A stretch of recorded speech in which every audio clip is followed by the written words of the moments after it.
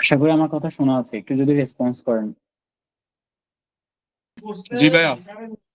Okay, thank you so much. তো প্রথমত হচ্ছে আমাদের যে লাস্ট ক্লাস বা লাস্ট সেশন হয়েছিল সেটা হয়েছিল আপনার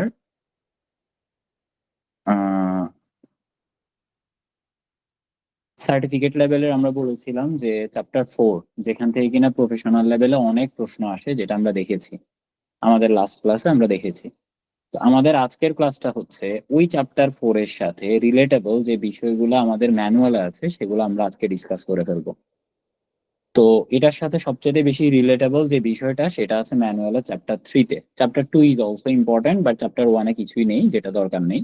আমরা আগে চ্যাপ্টার 3টা ধরবো, এর পরবর্তী চ্যাপ্টার 2টা ধরবো। যেহেতু চ্যাপ্টার 3টা কেন ধরছি, আমাদের যেই লাস্ট টপিকটা ছিল, সেই লাস্ট টপিকটা ছিল স্টেক হোল্ডার ম্যাপিং এর উপরে, লাইক আমরা যেটা লাস্ট ক্লাসে ডিসকাস করেছিলাম।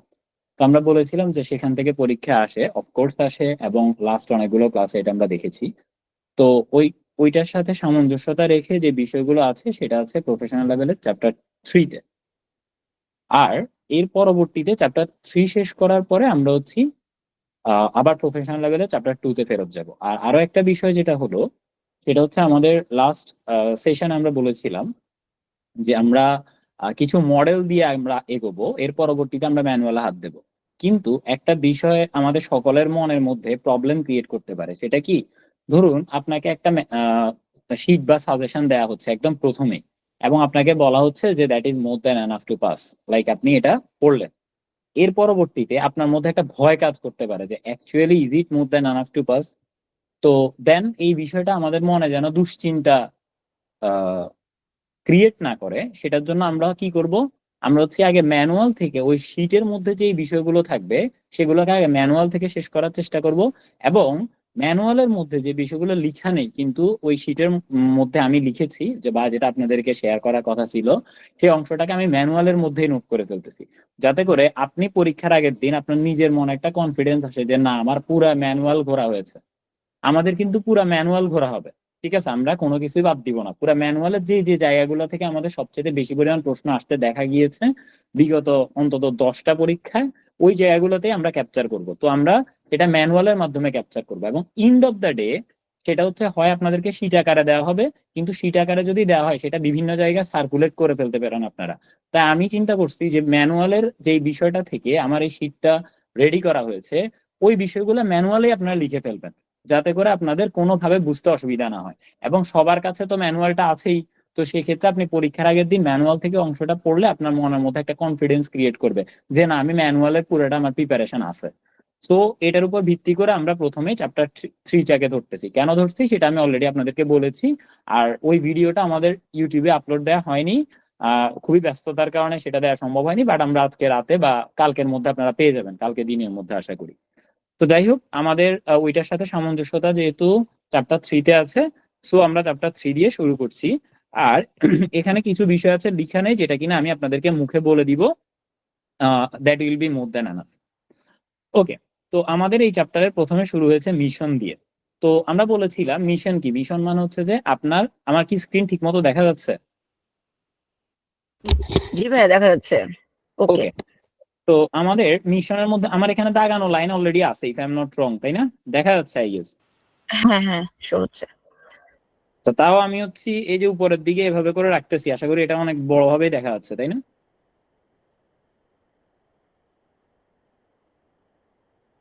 আই গেস দেখা যাচ্ছে, এই যে, তাই তো? হ্যাঁ, দেখা যাচ্ছে। হ্যাঁ, ওকে, দেখুন। তো মিশনে কি বলছে, the values and expectation of those who most strongly influence strategy about the scope and posture of the organisation. That means কি, মিশন হচ্ছে সেটা যেটার মাধ্যমে আপনি আপনার অর্গানাইজেশনে এন্ড অফ দ্য ডে কি করতে চাচ্ছেন সেটাকে এক্সপ্রেস করে।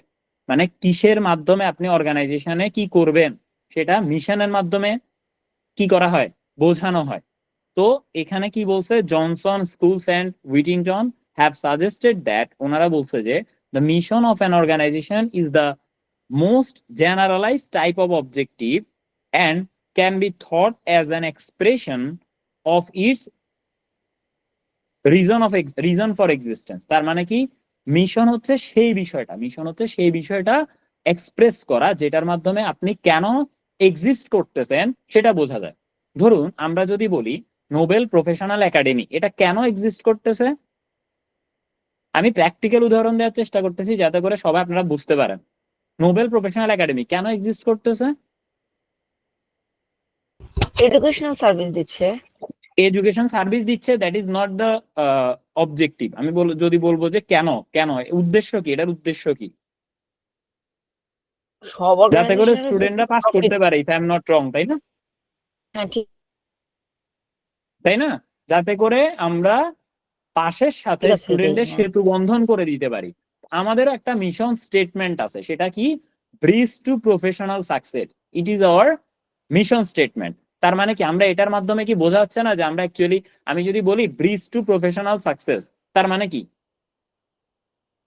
তার মানে আমরা প্রফেশনাল সাকসেসের সাথে যারা স্টুডেন্ট আছে তাদেরকে লিঙ্ক আপ করে দিচ্ছি, দ্যাট মিনস তাদের কাছে প্রফেশনাল সাকসেসটাকে ইজিয়ার করে দিচ্ছি। এটা হচ্ছে আমাদের মিশন স্টেটমেন্ট। আমি যদি বলি কানেক্টিং পিপল, তার মানে কি? কানেক্টিং পিপল মানে কি বলুন তো? এটাও কোন একটা কোম্পানির মিশন স্টেটমেন্ট, কানেক্টিং পিপল। সংশ্লিষ্ট এটা করা কি হচ্ছে লাইন দিয়ে বোঝা people এর যাচ্ছে সাথে। যে কানেক্টিং পিপল দ্বারা কি বোঝা যাচ্ছে? আমি যদি বলি কানেক্টিং পিপল, তার মানে এটার মাধ্যমে আমি এক কথায় কি বুঝতে পারি? পিপলের সাথে কানেক্ট করা হচ্ছে, ওইটা কিসের সাথে? পিপলের সাথে কানেক্ট করা হচ্ছে, যেটা এক্স্যাক্টলি, মানে পিপলের সাথে পিপলের কানেক্ট করা হচ্ছে। ফর এক্সাম্পল, এখানে আমরা যতজন মানুষ আছি সবাই একজন একজনের সাথে কানেক্টেড করা হচ্ছে, if I am not wrong, তাই না?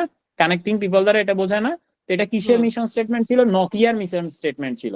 তার মানে নকিয়ার আগে কোন একটা সময় দেখবেন নকিয়ার ফোন যখন বন্ধ হইতো তখন একটা হাত একটা হাতের উপরে আসতো আর নিচে লিখে আসতো কানেক্টিং পিপল, তাই না? হ্যাঁ মনে হয়। ওকে, তো এই যে বিষয়টা, এটা হচ্ছে মিশন স্টেটমেন্ট। আমরা বুঝতে পারতেছি the mission of an organisation is the most generalised type of objectives and can thought of as an expression of its reason for existence. কেন সে এক্সিস্ট করে সেটা বোঝানো হচ্ছে মিশন স্টেটমেন্টের মধ্যে।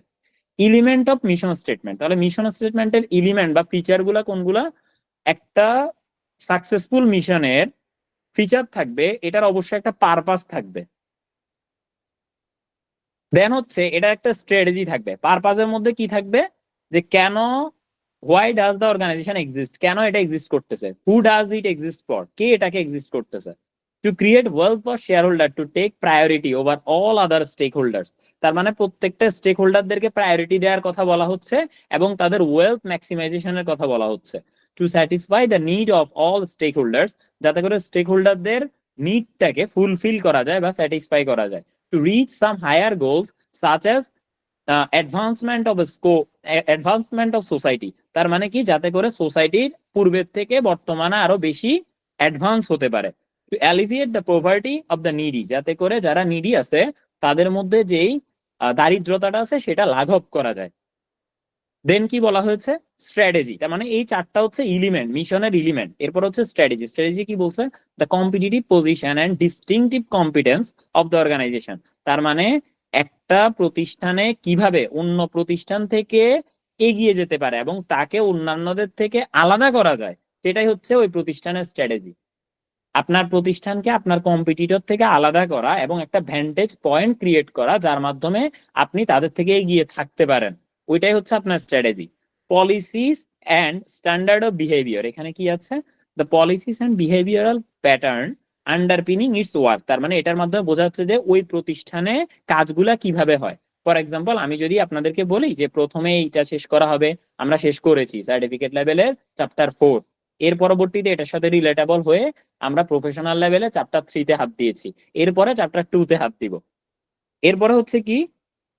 ভ্যালুজ। ভ্যালুজে কি বলছে? What the company believes in which is replicated in employees personal values. অর্থাৎ আপনার প্রতিষ্ঠানে যারা কর্মরত আছে তাদের মধ্যে কি ধরনের মনোভাব পোষণ হচ্ছে, সেটাও আপনার মিশন স্টেটমেন্টের একটা এলিমেন্ট। মানে এমন, অর্থাৎ আমি যখন বলতেছি bridge two professional success, that means কি আমাদের এইখানে যারা কিনা মেন্টর হিসেবে আছেন তারাও এই জিনিসটাকে ওইভাবে নিবেন যে আমাদেরকে টোটাল যারা আমাদের স্টেক হোল্ডার তাদের প্রফেশনাল সাকসেসটাকে গ্র্যাব করতে হবে যাতে করে তারা as soon as possible pass করে। দ্য ইম্পর্টেন্স অফ, ওকে আমরা এর নেক্সট টপিকে যাচ্ছি। The importance of mission to corporate strategy কি বলছে? The role of mission in strategy is determined by approach to strategy formulation. এখানে দুইটা অ্যাপ্রোচের কথা বলা হয়েছে, একটা হচ্ছে রেশনাল, একটা হচ্ছে ইমার্জেন্ট। রেশনাল কি? Mission is the starting point of strategy formulation. তার মানে আপনার স্ট্র্যাটেজি ফর্মুলেট করতে হলে সবার আগে যেটা লাগবে সেটা হচ্ছে মিশন ঠিক করা। It is the basis on which strategic objectives are set. এটার উপর ভিত্তি করে অবজেক্টিভ সেট করা হবে। Any strategy develop must be shown to be consistent with the mission before it is adopted. তার মানে আপনি কোনো একটা স্ট্র্যাটেজি যখন ডেভেলপ করতে যাবেন সেটা অবশ্যই আপনার মিশনের সাথে কি করতে হবে? মিল রেখে করতে হবে। তার মানে আগে কোনটা করা হয় পরে কোনটা করা হয়? আগে মিশনটা করা হয়, আগে কি মিশন নাকি আগে স্ট্র্যাটেজি? আগে মিশন করতে হবে তারপর স্ট্র্যাটেজি করতে আগে হবে। মিশন করতে হবে, আর মিশনের সাথে টাই আপ করে স্ট্র্যাটেজি করতে হবে। ওকে, এবার হচ্ছে কি ইমার্জেন্ট অ্যাপ্রোচে কি বলছে? Mission is embedded in the culture of the organization and used to generate strategic initiative. তার মানে হচ্ছে কি যেই বিষয়টা হঠাৎ করে আপনার বিভিন্ন জায়গায় আপনি বিভিন্নভাবে অনেকগুলো অপরচুনিটি পাইতে পারেন যেটা কিনা আপনার স্ট্র্যাটেজি ইমপ্লিমেন্ট কিংবা ফর্মুলেট করার ক্ষেত্রে অনেক বেশি রোল প্লে করে, আর ওইগুলোই হচ্ছে ইমার্জেন্ট অ্যাপ্রোচ। তার মানে mission is embedded in the culture of the organization, কারণ অর্গানাইজেশনের কালচারের সাথে সাথে অনেক কিছু চেঞ্জ হয়, সেটা আপনার স্ট্র্যাটেজির মধ্যে ইফেক্ট পড়ে, আর ওইটাই হচ্ছে emergent approach. Okay, then mission statement. Mission statement are formal document that state the organization mission. তার মানে আমার অর্গানাইজেশনের মিশন কি সেটা যেখানে বলা থাকবে সেটাই হচ্ছে আমার মিশন স্টেটমেন্ট। তো আমার মিশন স্টেটমেন্টই হচ্ছে ওইটা যে কোনটা বললাম, ওই যে bridge two professional success is our mission statement, connecting people is the mission statement of Nokia. ঠিক আছে, এর পরবর্তীতে চলে আসেন। আচ্ছা, আমরা কি ম্যানুয়াল খুলে এগুলো দাগাচ্ছি? আমাদের কাছে ম্যানুয়াল আছে? জি আছে। আচ্ছা, ওকে, থ্যাংক ইউ। তো দাদা আমরা এই আমি একটু বিষয়গুলোকে লেটে জয়েন করছি, একটু ইন্টারাপ্ট করি। মানে আজকে একটা শীট পড়ানোর কথা ছিল না? হ্যাঁ হ্যাঁ, আমি এটা প্রথমে বলেছি, সেটা হচ্ছে আমি যদি শীট দিয়ে শুরু করি, হ্যাঁ, তখন আপনার মানে শীটের যে বিষয়গুলো আছে এগুলো আমি বইয়ের মধ্যে লিখে ফেলতেছি। আমি এটা এখন 1.4-এ আছি, তাই তো? আমি একটা দাগ দিয়ে আপনাকে দেখাই। ধরেন এখানে একটা দাগ দিলাম, ঠিক আছে? ধরেন আমাদের এখানে এই যে বিষয়গুলো আপনি যখন ম্যানুয়ালে যাবেন, এই যে এখানে দেখতেছেন না, এটা একটা বক্স। সরি, এখানে একটু ঠিক করে নি।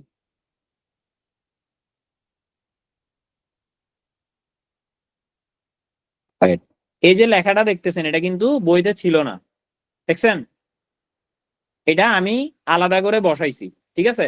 এর পরবর্তীতে এই যে লেখাটা এটা বইতে ছিল না, এটা আলাদা করে বসাইছি।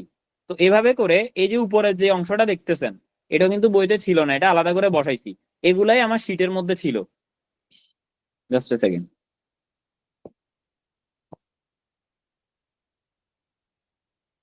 ওকে, তো আমি এটা কেন আপনাদেরকে দেখালাম যে আমাদের অনেকের মধ্যে, হ্যাঁ, আমাদের অনেকের মধ্যে একটা প্রবণতা কাজ করতে পারে, এটা আমি ক্লাসের শুরুতে বলছিলাম। তো প্রবণতাটা কি? ধরুন আমি যদি আপনাদেরকে শীটটা দেই, প্রথমত আপনারা এটা বিভিন্ন জায়গায় মানে আপনারা না মানে কোনো না কোনো ভাবে কারো না কারো মাধ্যমে অ্যাক্সিডেন্টালি সেটা যদি সার্কুলেট হয়ে যায় তাহলে মারাত্মক লেভেলের কলাপস হবে আমাদের একাডেমিতে। সো এই ক্ষেত্রে আমি সেটা চিন্তা করছি যে যারা আমাদের এখানে পড়বে আমরা যদি ওই কাজটাই করি যে ম্যানুয়ালের মধ্যে তারা এই জিনিসটাকে লিখে ফেলবে তাহলে আরো বেটার হয় না? ম্যানুয়ালের কোন জায়গাতে কি অ্যাড করতে হবে এটা আপনি লিখে ফেলতেছেন, তাহলে এটা আরো বেটার হয় না? কি বলেন? হ্যাঁ, এবং এটাই ভালো, পরীক্ষার আগের দিন আপনি বুঝে যখন ম্যানুয়ালটা পড়বেন তখন আপনার কাছে মনে হবে যে না আমি তো পুরো বই পড়ছি, মানে আপনার মধ্যে একটা ভরসা কাজ করবে। এখন আমি যদি আপনাকে একটা শীট দিয়ে দিই, ওইটা যদি আপনার পরীক্ষার আগের দিন ভরসা কাজ না করে যে একটা শীট তো দেওয়া হয়েছে, ওই শীট থেকে আসবে কিনা খোদা মালুম, মুঝে নেই পাতা, ধরুন এটা যদি আপনার মনে আসে তো সেটা একটা ভয়ের কারণ হইতে পারে। কিন্তু আমরা যদি এভাবে করে ওই যে যেটা শীটে থাকবে সেটাই আমাদের বইতে থাকবে, এবং যা যা আমি আলাদা করে নোট করছি প্রত্যেকটা জিনিস বইতে এভাবে করে লিখা থাকবে, আর আপনারা আপনাদের ম্যানুয়ালের মধ্যে এভাবে করে লিখে ফেলবেন, তাহলে এটা আরো বেটার হয় না? কি বলেন দাদা? না কিন্তু জায়গা থাকবে আপনার নোটে তো একটা জিনিস, অনেক ম্যানুয়ালে অল্প অল্প জায়গা না, ছোট ছোট, ওখানে কি হ্যাঁ, ধরবে? তা একটা কাজ করা যেতে পারে, ধরেন আপনারা ওই যে একগুলা বড় ট্যাগ আছে না, একটু বড় সাইজের, হুম হুম। ওই ট্যাগ পেপারটা নিলেন কিংবা একটা কাগজ নিলেন, ওইটার মধ্যে লিখে স্টেপলার দিয়ে লাগাই দিলেন, তাহলে পুরো বইয়ের ভিতরে সেটা আলাদা করে লেখা থাকলো। বেটার হয় না? কি বলেন ভাইয়া? হ্যাঁ ঠিক আছে। সেটাও বেটার হয় দাদা, কিন্তু আপনি বলছিলেন না যে ম্যানুয়াল তো অনেক বড়, মানে এটা কি কভার হ্যাঁ করা হ্যাঁ, যাবে? আমি তো ম্যানুয়াল ধরবো না তো। আপনার এই যে দেখেন আমি তো সবকিছু দাগাই রাখছি, এই যে যেমন মিশন স্টেটমেন্ট, এখানে শুধু এই অংশটাই কিন্তু পড়াচ্ছি, আর এক্সট্রা কিচ্ছু পড়াবো না, শেষ। এরপরে নিচে চলে যাব, ঠিক আছে? সো এক্ষেত্রে হচ্ছে যে আপনাকে ম্যানুয়ালের পুরা ম্যানুয়াল আমরা ধরবো না, যেটা যেটা দরকার এটাই ধরবো, আর ওই শিটে যা আছে তাই ধরবো। কিছু জিনিস ম্যানুয়ালে নেই কিন্তু শিটে আছে, ওইগুলো আমি ম্যানুয়ালে উঠে ফেলতেছি। সো এক্ষেত্রে হবে কি, ম্যানুয়ালটাই অনেক সুন্দর হয়ে যাবে, ঠিক আছে দাদা? হ্যাঁ, বুঝতে পারছি। আচ্ছা, মানে এক্ষেত্রে আপনাদের আর প্রিন্ট করারও ঝামেলা থাকলো না, তাই না? কি বলেন? টোটালি কোনো ঝামেলা নাই, অর্থাৎ আপনার বইতেই সব লিখে আছে, আর আপনি ওই বইয়ের যে যে জায়গাগুলোতে আমরা যাচ্ছি ওই জায়গাগুলোতে ধরবেন, সব জায়গায় ধরার দরকার নেই, ঠিক আছে? ঠিক ওকে আছে। দাদা, দেখেন এবার হচ্ছে মিশন স্টেটমেন্ট। আমরা বললাম যে mission statement are formal document that state the organizations mission, যেটা অর্গানাইজেশনের মিশনটাকে কম্প্রাইজ করে, সেটাই হচ্ছে মিশন স্টেটমেন্ট। এবার চলে আসেন এখানে, purpose of the organization, organization goal and objective. হ্যাঁ, তো গোল এন্ড অবজেক্টিভের মধ্যে এবার আসেন পারপাস অফ দ্য অর্গানাইজেশন। এটার মধ্যে অর্গানাইজেশনের পারপাসকে দুই ধরনের অর্গানাইজেশন অনুসারে ভাগ করছে। একটা হচ্ছে প্রফিট সিকিং অর্গানাইজেশন, আর একটা হচ্ছে মানে প্রফিটের ভিত্তিতে। একটা হচ্ছে প্রফিট সিকিং অর্গানাইজেশন, আর একটা হচ্ছে not for profit seeking organization. তাহলে প্রফিট সিকিং অর্গানাইজেশনের প্রাইমারি গোল কি? For such organization is the delivery of economic value to the owners. তার মানে কি, আপনি আপনার ইকোনমিক ভ্যালুটা ওনার কাছে দিবেন, অর্থাৎ কি, অর্থাৎ হচ্ছে to increase the share holder wealth, যাতে করে শেয়ার হোল্ডারদের সম্পদ বৃদ্ধি পায়। Goals such as satisfying customer, এগুলো হচ্ছে সেকেন্ডারি। তাহলে প্রাইমারি হচ্ছে কি, প্রফিট সিকিং অর্গানাইজেশনের প্রাইমারি গোল হচ্ছে শেয়ার হোল্ডারদের টাকা পয়সা আসতে হবে, দ্যাটস ইট। এক কথায় শেয়ার হোল্ডারদের টাকা পয়সা আসতে হবে, কিংবা তাদের যে শেয়ারটা আছে সেটার ভ্যালু যাতে গ্র্যাজুয়ালি বাড়তে থাকে, ঠিক আছে? এটা হচ্ছে profit seeking organization primary goal. আর goal such as satisfying customer refer by, একটু নয়েজ আসতেছে, আচ্ছা মিউট রাখলাম। তো এছাড়াও কি, primary goal of such, then হচ্ছে goal such as satisfying customers, building market share, cutting cost, demonstrating corporate social responsibility. তার মানে কি, কাস্টমারদেরকে স্যাটিসফাই করা এটা সেকেন্ডারি, মার্কেট শেয়ারকে বিল্ড করা সেটাও সেকেন্ডারি, কাটিং কস্ট যতটা পারি খরচ কমায় আনো এটাও secondary, demonstrating corporate social responsibility, like আমাদের কিছু সিএসআর আছে, আমাদের শুধু লাভ করলেই হবে না, মাঝে মাঝে আশেপাশের মানুষদের স্টেক হোল্ডারদেরকেও দেখতে হবে, তো তাদের এই জিনিসের উপরে গুরুত্ব আরোপ করা, এগুলা সবকিছু হচ্ছে সেকেন্ডারি। তাহলে প্রফিটের প্রাইমারি, প্রফিট সিকিং অর্গানাইজেশনের প্রাইমারি হচ্ছে প্রফিট করা, শেয়ার হোল্ডারদের ওয়েলথ বাড়ানো, অর্থাৎ একটা হচ্ছে প্রফিট করা, আর আরেকটা হচ্ছে আপনার ওই প্রতিষ্ঠানের শেয়ারের মূল্য বৃদ্ধি করা। তো ওই প্রতিষ্ঠানের ফেস ভ্যালু যত বাড়বে, ওইটার ট্রেডিং প্রাইস তত বাড়তে থাকবে, যাতে করে শেয়ার হোল্ডারদের শেয়ারের ভ্যালুয়েশন বাড়তে থাকবে। এটা হচ্ছে মূলত প্রাইমারি গোল। আর এটা ছাড়া বাকি সব কিছু সেকেন্ডারি। এটা হচ্ছে প্রফিট সিকিং অর্গানাইজেশনের। নট ফর প্রফিট সিকিং অর্গানাইজেশনে কি, the primary goal of such organization are non financial, মানে এদের অর্থ সংক্রান্ত কোনো বিষয় নাই, অ্যান্ড ক্যান ভ্যারি অ্যানরমাসলি, এবং এটা বিভিন্নভাবে ভ্যারি করে, ঠিক আছে, এক একজনের এক একটা। সেকেন্ডারি গোল উইল ইনক্লুড, তবে প্রফিট ম্যাক্সিমাইজ করা না, বা ওয়েলথ ম্যাক্সিমাইজ করা না। নট ফর প্রফিটের হচ্ছে ওয়েলথ ম্যাক্সিমাইজ করা না।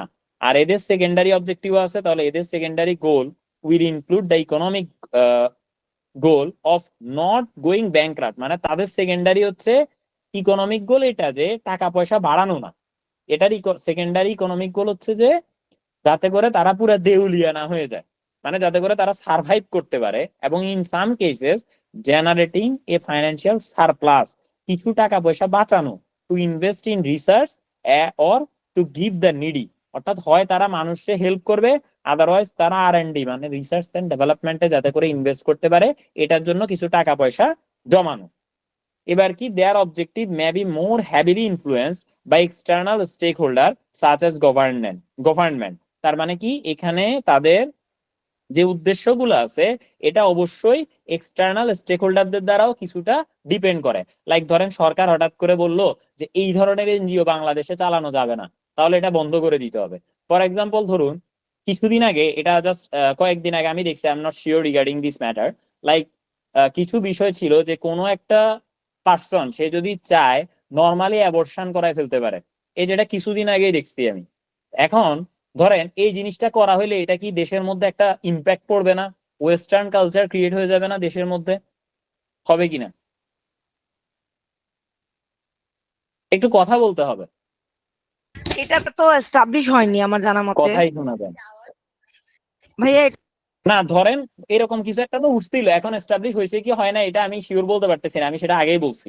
ঠিক আছে, এখন ধরেন এটার ভিত্তিতে কিছু চ্যারিটেবল অর্গানাইজেশন বা এনজিও আছে, তারা কিনা ফ্রিতে এটা করে দিবে। ঠিক আছে, হ্যাঁ, কথা ধরেন বললো হচ্ছিল। যে আমরা ফ্রিতে করে দিব। এখন ধরেন তারা যে ফ্রিতে করে দিবে, এটাতে কি হচ্ছে, ফ্রিতে করে দেওয়ার মাধ্যমে তাদের একটা ইম্প্যাক্ট পড়তেছে কমিউনিটিতে। এবং এর ধরেন কোনো কারণে পরবর্তী সরকার যিনি আসলো উনি আসলো, আসার পরে বললো যে এই ধরনের জিনিসপত্র চলবে না, এটা ধরেন ইসলামী অনেকগুলা বিষয়কে কি করছে, ভায়োলেট করতেছে, সো এক্ষেত্রে এটা বাদ দিয়ে দাও। তাহলে কি ওইটা ওই নট ফর প্রফিট অর্গানাইজেশন একটা ইম্প্যাক্ট পড়বে না এক্সিস্টেন্সের ক্ষেত্রে?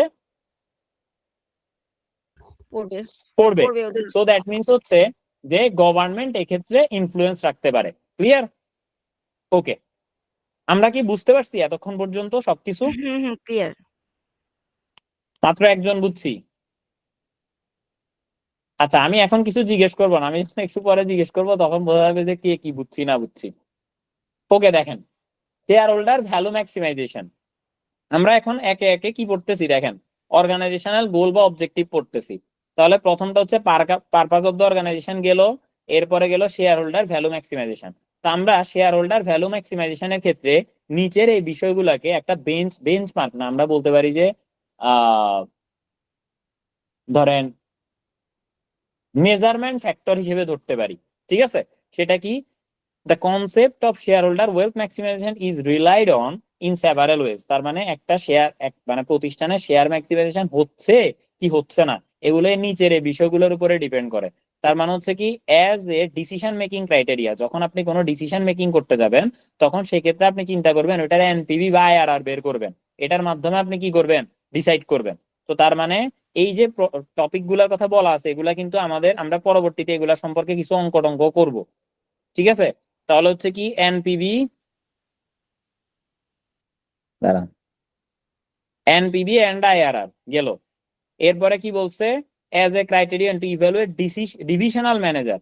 এবার যদি আপনি ডিভিশনাল ম্যানেজারকে ইভ্যালুয়েট করতে চান তাহলে সেক্ষেত্রে আপনার কি কি লাগবে, একটা হচ্ছে রিটার্ন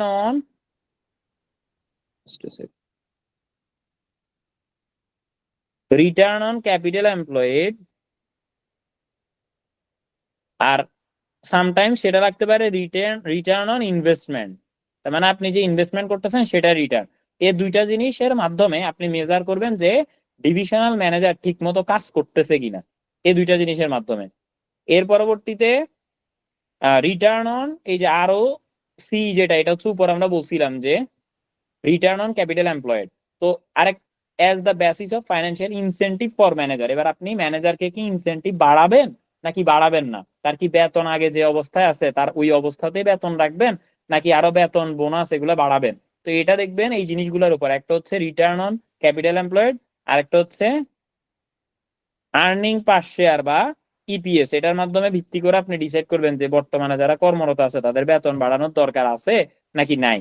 এরপর হচ্ছে as a benchmark against which to evaluate the board investment analysis active value investor use shareholder value measures to evaluate corporate performance, and some newspaper publish league table to name and shame under performing boards. অর্থাৎ এবার আরো কিছু বিষয়ের উপর ভিত্তি করে share value বাড়ছে নাকি বাড়ে না এটা ডিসাইড করবেন। সেগুলো হচ্ছে কি, বাইরের কিছু নিউজ পত্র, এগুলো যদি আপনি জানেন এগুলার আলোকে আপনি ডিসাইড করতে পারবেন যে প্রতিষ্ঠানের কি শেয়ার হোল্ডারের ভ্যালু ম্যাক্সিমাইজ হচ্ছে নাকি আরো মিনিমাইজ হচ্ছে, এটা ডিসাইড করতে পারবেন তাহলে এই জিনিসগুলোর মাধ্যমে। এখন যে চারটা জিনিসে আমরা বোল্ড করছি, যে পাঁচটা, NPV, IRR, return on capital employed, return on investment, earning per share, এই জিনিসগুলো আমরা পরবর্তীতে করব আমাদের ম্যাথের মধ্যে, যেটা আমরা মানে যখন আমাদের পেইড ক্লাস আসবে তখন এগুলো আমরা করব। এইগুলা সম্পর্কিত অঙ্ক আপনার প্রফেশনাল লেভেলে বিজনেস স্ট্র্যাটেজির ক্ষেত্রে আসে। এবার আসেন limitation of share holder value assumption. এবার ভ্যালু অ্যাজাম্পশনের ক্ষেত্রেও কিছু লিমিটেশন আছে, কারণ আপনি যেটার মাধ্যমে শেয়ার হোল্ডারদের ভ্যালু অ্যাজাম্পশন করবেন মানে মূল্য মানে পরিমাণ করবেন বা অনুমান করবেন যে হ্যাঁ শেয়ার হোল্ডারদের আপনার মানে আমাদের ওয়েলথ ম্যাক্সিমাইজেশন হচ্ছে কি হচ্ছে না, এগুলা যে ডাটা আপনি পাইবেন সেটা কার থেকে পাবেন? শেয়ার হোল্ডাররা বানাবে? এই তথ্যটা কারা দিবে আপনাকে? আপনি যেটা আলোকে সিদ্ধান্ত গ্রহণ করবেন এই তথ্যটা দিবে কারা? বুঝতে উত্তর পারি দিতে হবে ভাইয়ারা। আরেকবার বলেন ভাইয়া প্রশ্ন। আমরা যে একটা প্রতিষ্ঠানের শেয়ার হোল্ডারদের ভ্যালু কি বাড়তেছে নাকি কমতেছে এটা আমরা অ্যাসেস করব তথ্যের উপর ভিত্তি করে, ঠিক কি না? প্রথম কথা, ঠিক কি? হ্যাঁ হ্যাঁ, শেয়ার হোল্ডার ঠিক। ভ্যালুটা কিভাবে এখন বাড়তেছে? এই যে আমরা যে তথ্যের উপরে ভিত্তি করে আমরা ভ্যালু অ্যাসেস করব, সেই তথ্যটা দিবে কে? এটা তো ম্যানেজমেন্ট দিবে না? হ্যাঁ, না না, অডিট ম্যানেজমেন্টেরই। ম্যানেজমেন্টই তো দিবে, অডিটরও তো ম্যানেজমেন্ট থেকে এগুলো নিবে, তাই না? হ্যাঁ, হ্যাঁ। তো তার মানে হচ্ছে এই যে শেয়ার হোল্ডাররা ম্যানেজমেন্ট থেকে এটা নিবে, সো তার মানে এই বিষয়গুলোর ভ্যালু অ্যাজাম্পশনের কাছে এটা হচ্ছে সবচাইতে বড় লিমিটেশন, কারণ এই তথ্যগুলো আমরা পাইতেছি কার থেকে? ম্যানেজমেন্ট। ম্যানেজমেন্টের থেকে। তাহলে এবার বলছে যদি corporate governance is too weak to give share holder sufficient information. তো আমরা বলছিলাম যে দোজ চার্জ উইথ গভর্নেন্স যারা আছে, অডিটে বলছিলাম তারা থাকে কিসের উপরে? ম্যানেজমেন্টের উপর স্তরের ব্যক্তিবর্গরা হচ্ছে দোজ চার্জ উইথ গভর্নেন্স, তারা মাঝে মাঝে ম্যানেজমেন্টের সাথে জড়িত থাকে, আবার মাঝে মাঝে থাকে না। তো দ্যাট মিনস হচ্ছে তাদের থেকে আমরা যে তথ্য পাইতেছি সেগুলো অনেক সময় উইক থাকতে পারে, কেননা তারা তাদের নিজেদের এই বিষয়গুলো, তাদের যদি কোনো ভুল থাকে সেটা কি তারা আমাদেরকে এক্সপোজ করবে? ধরেন আপনি কোনো একটা কিছু ভুল করছেন, সেটাকে আপনি গিয়ে আপনার স্যারকে বলবেন যে স্যার আমি এই কাজটা ভুল করছি, এটা সাইন করে দেন। স্যার করে দিবে? না। আপনি তো স্যারের কাছে একদম সুন্দর মতো ফিটফাট হয়ে কনফিডেন্ট নিয়ে বলবেন yes sir, okay sir, all everything is fair and lovely sir, তাই না? তো দ্যাট মিনস আপনি যে তথ্যটা ডেলিভারি করতেছেন সেটা কর্পোরেট গভর্নেন্স যদি উইক থাকে তাহলে সেক্ষেত্রে সাফিসিয়েন্ট ইনফরমেশন সেখানে নাও থাকতে পারে। এরপরে কি বলছে, ইট ignore the non financial goal of share holder. এবার আমরা যে তথ্যের উপর ভিত্তি করে সিদ্ধান্ত গ্রহণ করব সেখানে কিছু নন ফাইন্যান্সিয়াল ইনফরমেশনও থাকতে পারে। নন ফাইন্যান্সিয়াল ইনফরমেশন কি? ধরেন হঠাৎ করে সরকার চেঞ্জ হয়েছে, আপনি হয়েছেন কোম্পানি, ধরেন কথার কথা, হঠাৎ করে সরকার চেঞ্জ হওয়ার পরবর্তীতে বিভিন্ন কোম্পানিতে বিভিন্ন ভাবে থপাস করে নিচে পড়ে গেছে না? পড়েছে পড়েছে পড়ছে কিনা? হামিম গ্রুপের অবস্থা খুব পড়ছে। খারাপ। এখন হ্যাঁ, এই যে আচ্ছা আমি এখানে কারো নাম নিতেছি না, যাই হোক, এটা হয়তো বা ইউটিউবে থাকবে, সো এখানে কারো নাম নিতে চাচ্ছি না। আচ্ছা দেখেন, তো এক্ষেত্রে হচ্ছে ধরেন এই যে সরকার চেঞ্জ হয়, এটা কি ফাইন্যান্সিয়াল ইনফরমেশন? নন ফাইন্যান্সিয়াল। না, নন ফাইন্যান্সিয়াল। তাই না? এটা হচ্ছে নন ফাইন্যান্সিয়াল ইনফরমেশন। কিন্তু এই নন ফাইন্যান্সিয়াল ইনফরমেশনটাও কিন্তু কিসে, ওই যে আপনার শেয়ার হোল্ডারদের ভ্যালু কি বা ওয়েলথ কি ম্যাক্সিমাইজ হবে নাকি হবে না এটার উপর ডিপেন্ড করতেছে। ফর এক্সাম্পল যে বেক্সিমকো শেয়ারের দাম কত ছিল আর ওই কোম্পানি এখন লোপাট হয়ে যাওয়ার অবস্থা, তাই না? রাইট। লোপাট টাইপ, তাই না? সো তার মানে হচ্ছে কি আপনার ওইটা নন ফাইন্যান্সিয়াল ইনফরমেশন কিন্তু মারাত্মক লেভেলের ইম্প্যাক্ট পড়ছে। এরপর হচ্ছে কি it is impossible to verify. এখন মাঝে মাঝে এমন কিছু তথ্য আমরা পাবো যেটা কিনা আমরা একদম ভিতরে ঢুকে ভেরিফাই করতে পারবো না, কারণ এগুলার দায়িত্বে ভিতরে ভিতরে কারা বসে আছে? ম্যানেজমেন্ট বসে আছে। ম্যানেজমেন্ট। হ্যাঁ। এখন তারা যদি কোনো কারণে কোনো 19-20 করে সবকিছু তো আর আমরা বলতে পারবো না, তাই না? না। ওকে। সো এই জিনিসগুলা হচ্ছে আমাদের শেয়ার হোল্ডারদের ভ্যালু অ্যাজাম্পশনের ক্ষেত্রে লিমিটেশন বা সীমাবদ্ধতা। ক্লিয়ার? ইয়েস। ওকে। এর পরবর্তীতে আচ্ছা আমরা একটু কথা বলি, আমরা কি শুনতে পাচ্ছি? জি শুনতে পাচ্ছি। আমরা একটু সবাই একটু আওয়াজ দিই তো, সবাই আওয়াজ দিই। জি দাদা আছি, শুনতে পাচ্ছি। জি, শোনা যাচ্ছে। শোনা যাচ্ছে। আচ্ছা, আরিফ নান ভাই আপনি আছেন? আর পলাশ দা আপনি আছেন?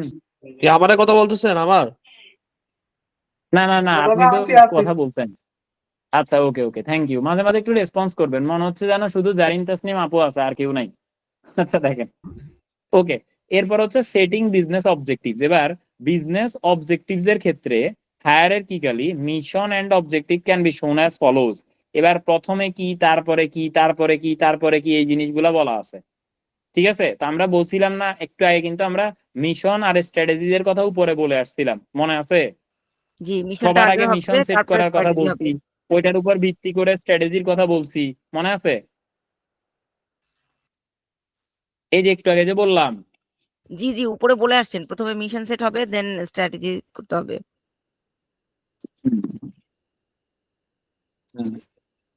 হ্যাঁ পাইছি।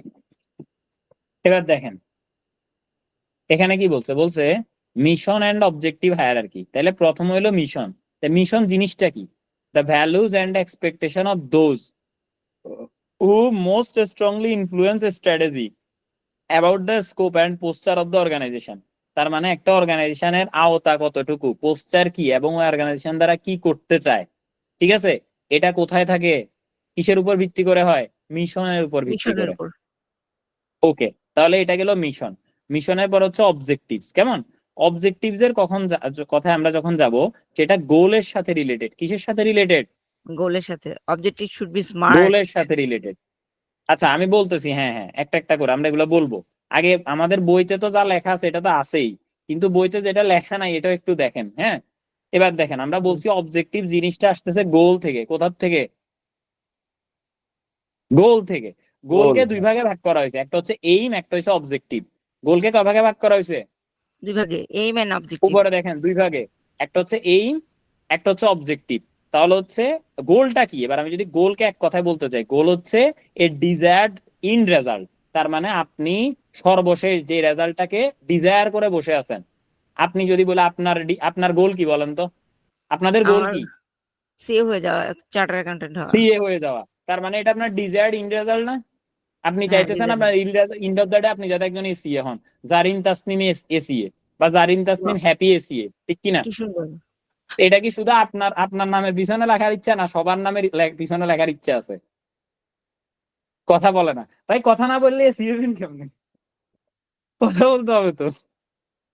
হ্যালো, এই লেভেলটা শেষ হোক আগে। আচ্ছা এই ঠিক এত আছে, দেখেন ভয় থাকলে জয় হবে কিভাবে? শুনেন ভাই।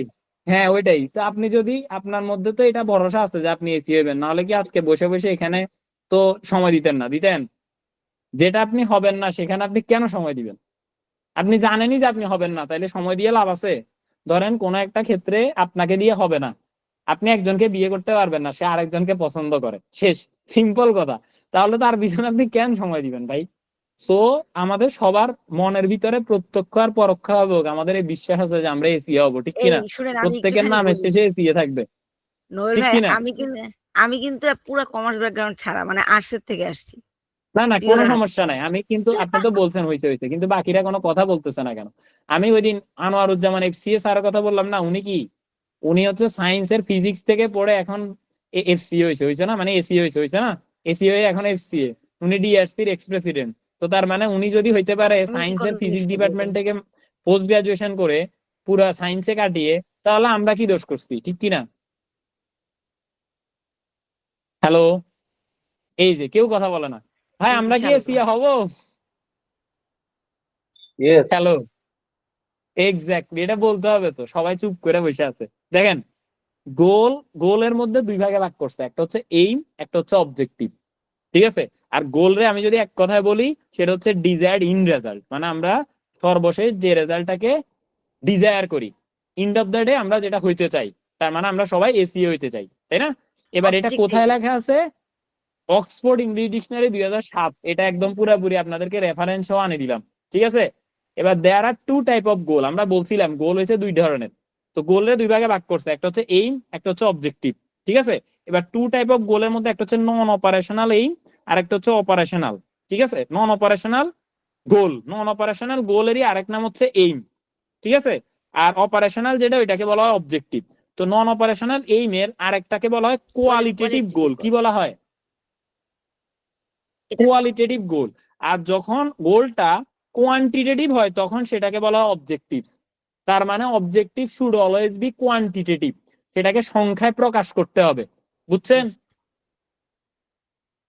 এগুলা কিন্তু এখানে লেখা নাই ভাইয়ারা, আপনারা একটু পরেই দেখবেন এগুলো এভাবে লেখা নাই। সো এগুলাকে আমি এখানে রাখছি। সো আপনাদের পুরো অধ্যায়ের মধ্যে যেখানে যা লিখা নাই, যেখানে যা লিখার দরকার আছে, এগুলো আমি এখানে লিখে দিব, আপনারা জাস্ট আপনাদের বইয়ের মধ্যে লিখে নিবেন, ঠিক আছে? এবার দেখেন, তো এখানে এই যে অবজেক্টিভ জিনিসটা, শুধু এই একটা অবজেক্টিভের থেকে এত কিছু আসছে, যাতে করে আপনাদেরকে বুঝাইতে পারি যে অবজেক্টিভটা কেন আসছে। অবজেক্টিভটা আসছে গোল থেকে। গোলকে দুই ভাগে ভাগ করছে, একটা হচ্ছে এইম, একটা হচ্ছে অবজেক্টিভ। তো গোলকে মূলত দুই ভাগে ভাগ করছে, একটা হচ্ছে কোয়ান্টিটেটিভ, একটা হচ্ছে কোয়ালিটেটিভ। কোয়ান্টিটেটিভ গোলকে বলা হয়েছে এইম, আর কোয়ালিটেটিভ গোলকে বলা হয়েছে অবজেক্টিভ। আর এই অবজেক্টিভটা হচ্ছে অপারেশনাল অবজেক্টিভ, ঠিক আছে? এবার আসেন, এইম বা কোয়ালিটেটিভ গোল কি? ফর এক্সাম্পল, এই universities aim may be to seek truth, অর্থাৎ ইউনিভার্সিটি চায় যে যাতে করে সবাই সত্য কথা বলে। ঠিক আছে, এখন সত্য কথা বলে, এটা কি সত্য কথা 5% বাড়ি গেছে 10% কমে গেছে এভাবে করে প্রকাশ করা না, যায়? না। যায় কিনা? যায় না। সো তার মানে হচ্ছে কি, কোয়ালিটেটিভ অবজেক্টিভকে সংখ্যায় প্রকাশ করা যায় না।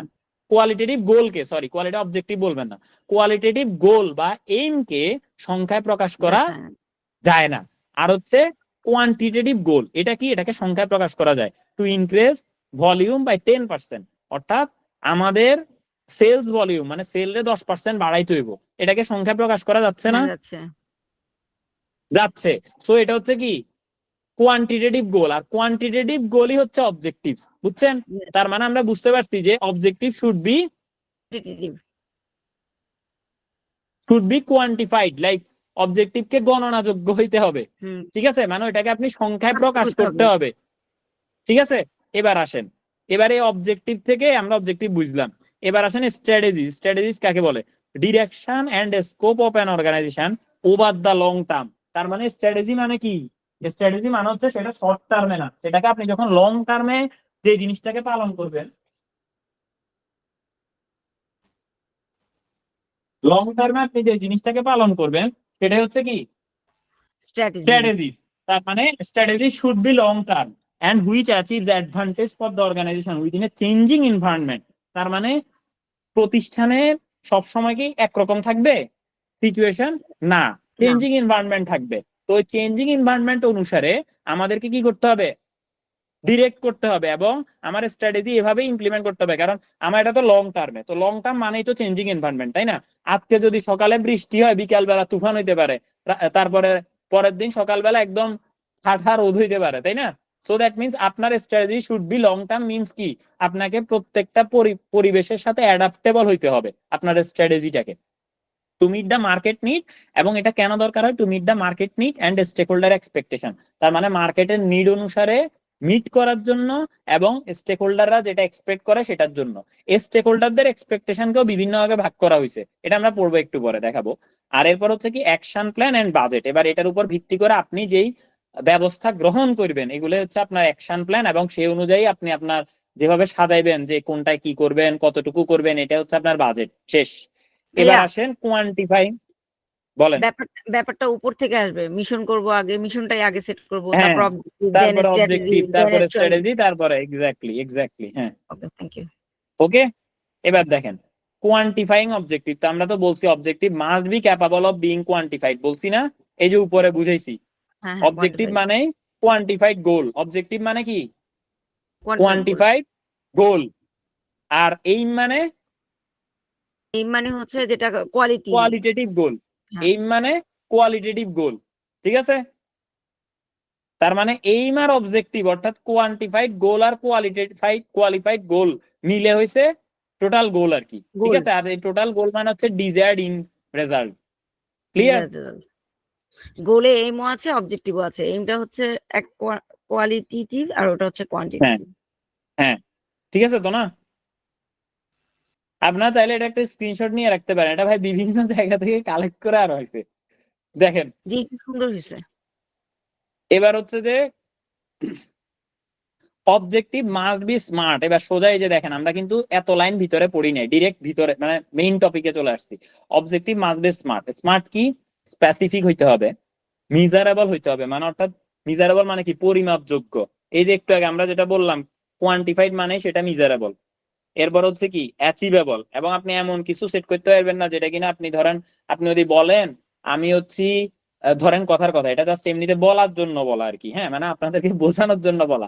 আপনি যদি বলেন আমি আইসিবি কিনে ফেলবো, আপনি যদি এটা বলেন, তাহলে এটা কি সম্ভব? জীবনে সম্ভব? এটা সম্ভব না, না, সম্ভব তাই না? না। হ্যাঁ, সো তার মানে ইট ইজ নট অ্যাচিভেবল। আপনি এসি হইতে পারবেন, এটা কি সম্ভব কিনা? অফকোর্স, ইনশাল্লাহ সম্ভব। এবার আপনি 1 বছরের মধ্যে এসি হইতে চান, তাইলে এখানে আপনি কি নাম্বার উল্লেখ করছেন না?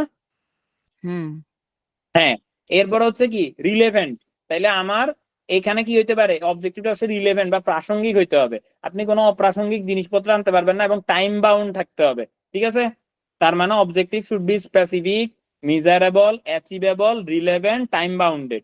যেমন এখানে উদাহরণ হিসেবে দিছে ইনক্রিজ অনলাইন রেভিনিউ 25% উইদিন 1 ইয়ার, 1 বছরের মধ্যে অনলাইন রেভিনিউ 25% বাড়ানো।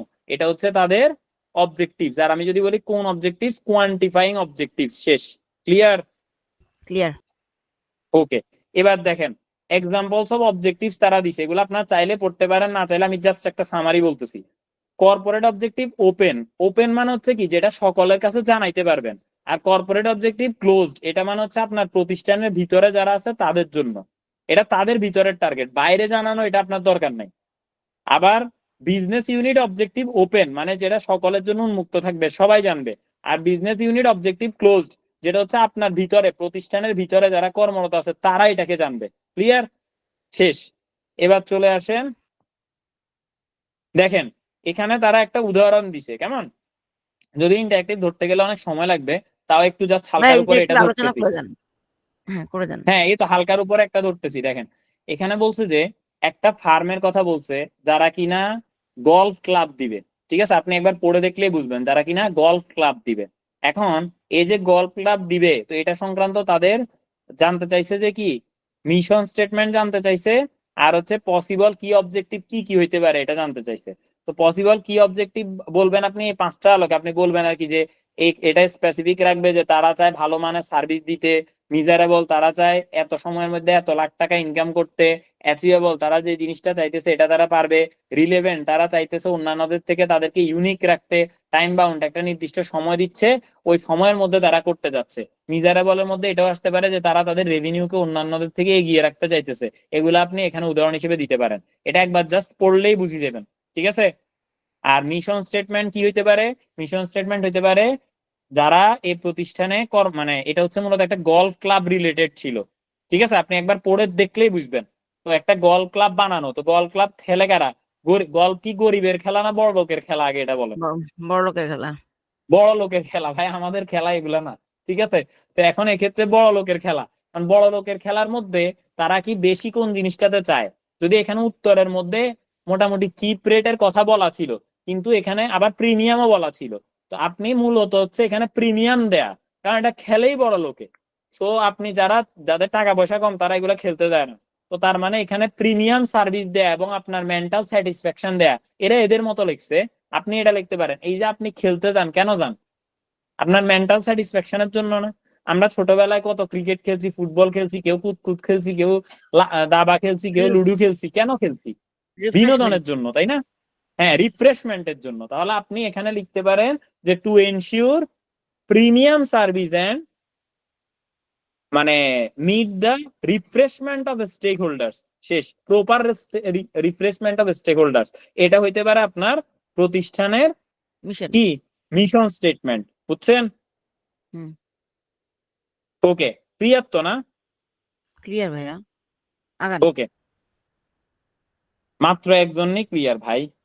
মিশন দেখি এবার স্টেটমেন্ট একটু বাকিরা কথা বলেন। হ্যাঁ, হ্যালো, রিফাত ভাইয়ের এখানে নয়েজ আসতেছে। আমি বুঝছি রিফাত ভাই ক্লিয়ার, তারপর আর বাকিরা আমি কি একজন একজন করে একটু জিজ্ঞেস করবো? পলাশ কান্তি দা, তারপর হচ্ছে সৈয়দ মনিরুজ্জামান ভাইয়া আছে, সাহা আছে, তারপরে হচ্ছে মামুনুর রশিদ ভাইয়া আছেন। ক্লিয়ার? ওকে, দাদা thank you, thank you so দাদা much, thank you so much. দাদা হ্যাঁ বলেন রিফাত ভাই। বলতেছিলাম যে মানে ওই যেটা বলছেন সুইটেবল যেটা, ওটা একটু আরেকবার বলেন তো, আমি লিখতেছিলাম তো, নোট লিখতেছিলাম তো, এই জন্য। মানে আমি যেটা মুখে বলছি সেটা বলতাম জি মিশন দাদা, জি দাদা। স্টেটমেন্টের কথা। আচ্ছা, তো মিশন স্টেটমেন্টে লিখতে পারেন to create a premium service বা to give premium service and mental satisfaction to the stake holders. Main বিষয় হচ্ছে এটা, কারণ এখানে মেন্টাল স্যাটিসফ্যাকশনের কথা বলা ছিল না। ঠিক আছে, বাট আপনার এখানে যারা গলফ খেলতে যায় তারা অফকোর্স মেন্টাল স্যাটিসফ্যাকশনের জন্য যায় নাকি? জি দাদা। এখানে কিছু লেখা ছিল যে অল্প দামে এটা করা সেটা করা, এগুলো আপনি অবজেক্টিভস এর মধ্যে দিতে পারেন, কিন্তু আপনাকে মেইন জিনিস দিতে হবে। ধরেন আমি যদি বলি যে আমাদের মানে একাডেমির মিশন স্টেটমেন্ট সবচেয়ে বেশি ভালো হইতো, আমরা যদি বলতাম কি করা, পাস করা। শেষ। ডিরেক্ট এটা লিখে দিতাম। এখন ডিরেক্ট সবাই তো আর এখানে পাস করতে পারবে এমন তো গ্যারান্টি নাই, আছে? আছে কিনা? কিন্তু আমরা যদি এক্স্যাক্টলি এটা লিখে দিই তার মানে আমরা বিষয়টা এমন হয়ে যাবে যে আমরা গ্যারান্টি দিতেছি আপনি পাস করবেন, গ্যারান্টি তো কেউ দিতে পারবে না, তাই না? সো এই কারণে আমাদের স্টেটমেন্ট আছে ব্রিজ টু প্রফেশনাল সাকসেস। আমরা ব্রিজ হিসেবে কাজ করতেছি, আপনারা আমাদের উপর দিয়ে হেঁটে পাস করে ফেলেন। এটা হচ্ছে আমাদের মানে মিশন স্টেটমেন্ট। তো mission statement should always be মানে লাইক যাতে করে ইউজাররা আপনার এটা পড়ে বুঝতে পারে আপনি কি চাইতেছেন। কারণ আপনি যদি ডিরেক্ট পাস করাই দিয়ে দেন সেটা অন্যরকম একটা বিষয় হয়ে যাবে, ঠিক আছে? কিন্তু ওইটার ক্ষেত্রে হচ্ছে তাদেরকে প্রিমিয়াম সার্ভিস দেয়া এবং তাদের মেন্টাল স্যাটিসফ্যাকশন করা ক্যান বি দা কি স্টেটমেন্ট, মিশন স্টেটমেন্ট। ওকে, এবার আসেন share holder goal and objective. এখানে কি বলছে? প্রথমে stake holder goal and objective. এবার দেখেন স্টেক হোল্ডার কারা? আর those groups are person with an interest in what an organization does। তার মানে একটা অর্গানাইজেশন যে কাজ করে এটার উপর ভিত্তি করে তাদের সাথে স্বার্থ সংশ্লিষ্ট যে সকল ব্যক্তিবর্গ বা প্রতিষ্ঠান আছে সবাই হচ্ছে ওইটার স্টেক হোল্ডার। আমরা উদাহরণ হিসেবে বলছিলাম লাস্ট যেই সার্টিফিকেট লেভেলের ক্লাস ওইখানেও বলছিলাম, ধরুন নোবেল প্রফেশনাল একাডেমি, এরা হচ্ছে টিচিং মানে tuition provider in CA industry, like CA, CMA, CCA, হ্যাঁ, মানে এইগুলার মধ্যে। এখন আমাদের স্টেক হোল্ডার কারা? যারা আমাদের থেকে সার্ভিস নিছে, they are also our stake holder and they are customer also. The competitor of us is also our stake holder. কারণ কি, আমরা আমাদের সার্ভিস যদি ভালো হয় তাহলে আমাদের কাছে স্টুডেন্ট বেশি আসবে। তো আমাদের কাছে যদি স্টুডেন্ট বেশি আসে তাদের কাছে স্টুডেন্ট কমে যাবে, সেটা তাদের রেভিনিউতে ইম্প্যাক্ট পড়বে। So they are also our stake holders. এর পরবর্তীতে কি, ধরেন কোনো না কোনো কারণে আমাদের কোনো না কোনো বই বিক্রি হচ্ছে, তো আমাদের বইগুলা লাইব্রেরিতে বিক্রি হচ্ছে। এখন লাইব্রেরিয়ান যারা সেখান থেকে কিছু টাকা পয়সা কামাইতে পারতেছে, so they are also our stake holders. ঠিক আছে? তার মানে আমাদের প্রতিষ্ঠানের সাথে জড়িত যত সকল ব্যক্তিবর্গ আছে সবাই হচ্ছে আমাদের প্রতিষ্ঠানের স্টেক হোল্ডার। সেটা প্রত্যক্ষভাবে জড়িত হইতে পারে, পরোক্ষভাবেও জড়িত হইতে পারে। ক্লিয়ার? জি। ওকে, এর পরবর্তীতে স্টেক হোল্ডার গোল্ডেন অবজেক্টিভ। তাহলে স্টেক হোল্ডার কি আমরা এটা বুঝছি। এবার আসেন স্টেক হোল্ডারকে 3 ভাগে ভাগ করছে, ঠিক আছে? তো বলছে the goal of an organization will reflect the power and interest of the most powerful stake holder group. তো there are 3 broad type of stake holder in an organisation.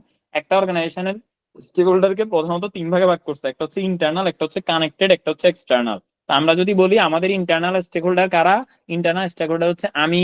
এর পরবর্তীতে কারা?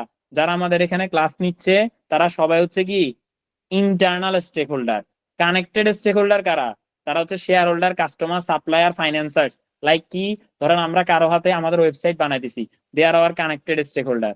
এরপর হচ্ছে আমরা ধরেন আপনাদেরকে সার্ভিস প্রোভাইড করতেছি, আপনারা হচ্ছেন কানেক্টেড স্টেক হোল্ডার।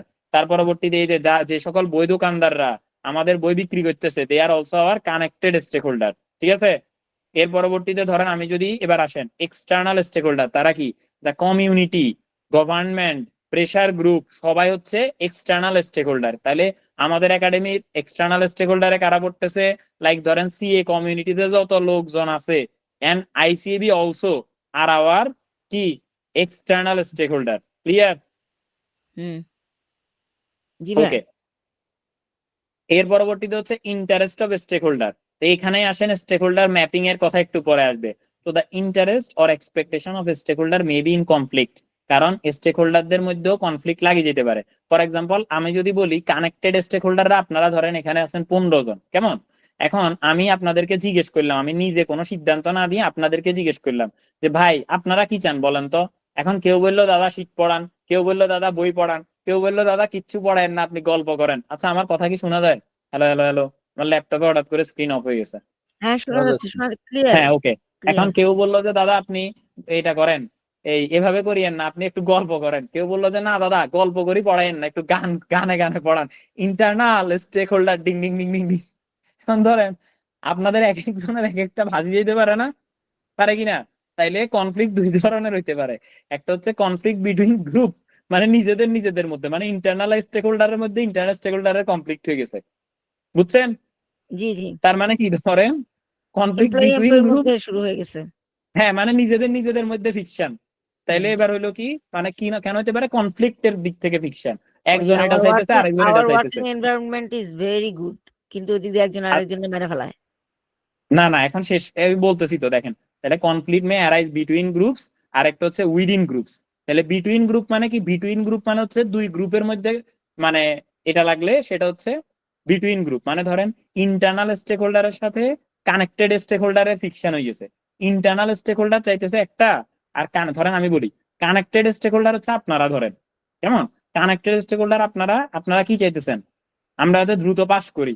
এখন ধরেন কথার কথা, এটা জাস্ট মজা প্রসঙ্গে বলতেছি যাতে বোঝানো যায় সহজ ভাবে।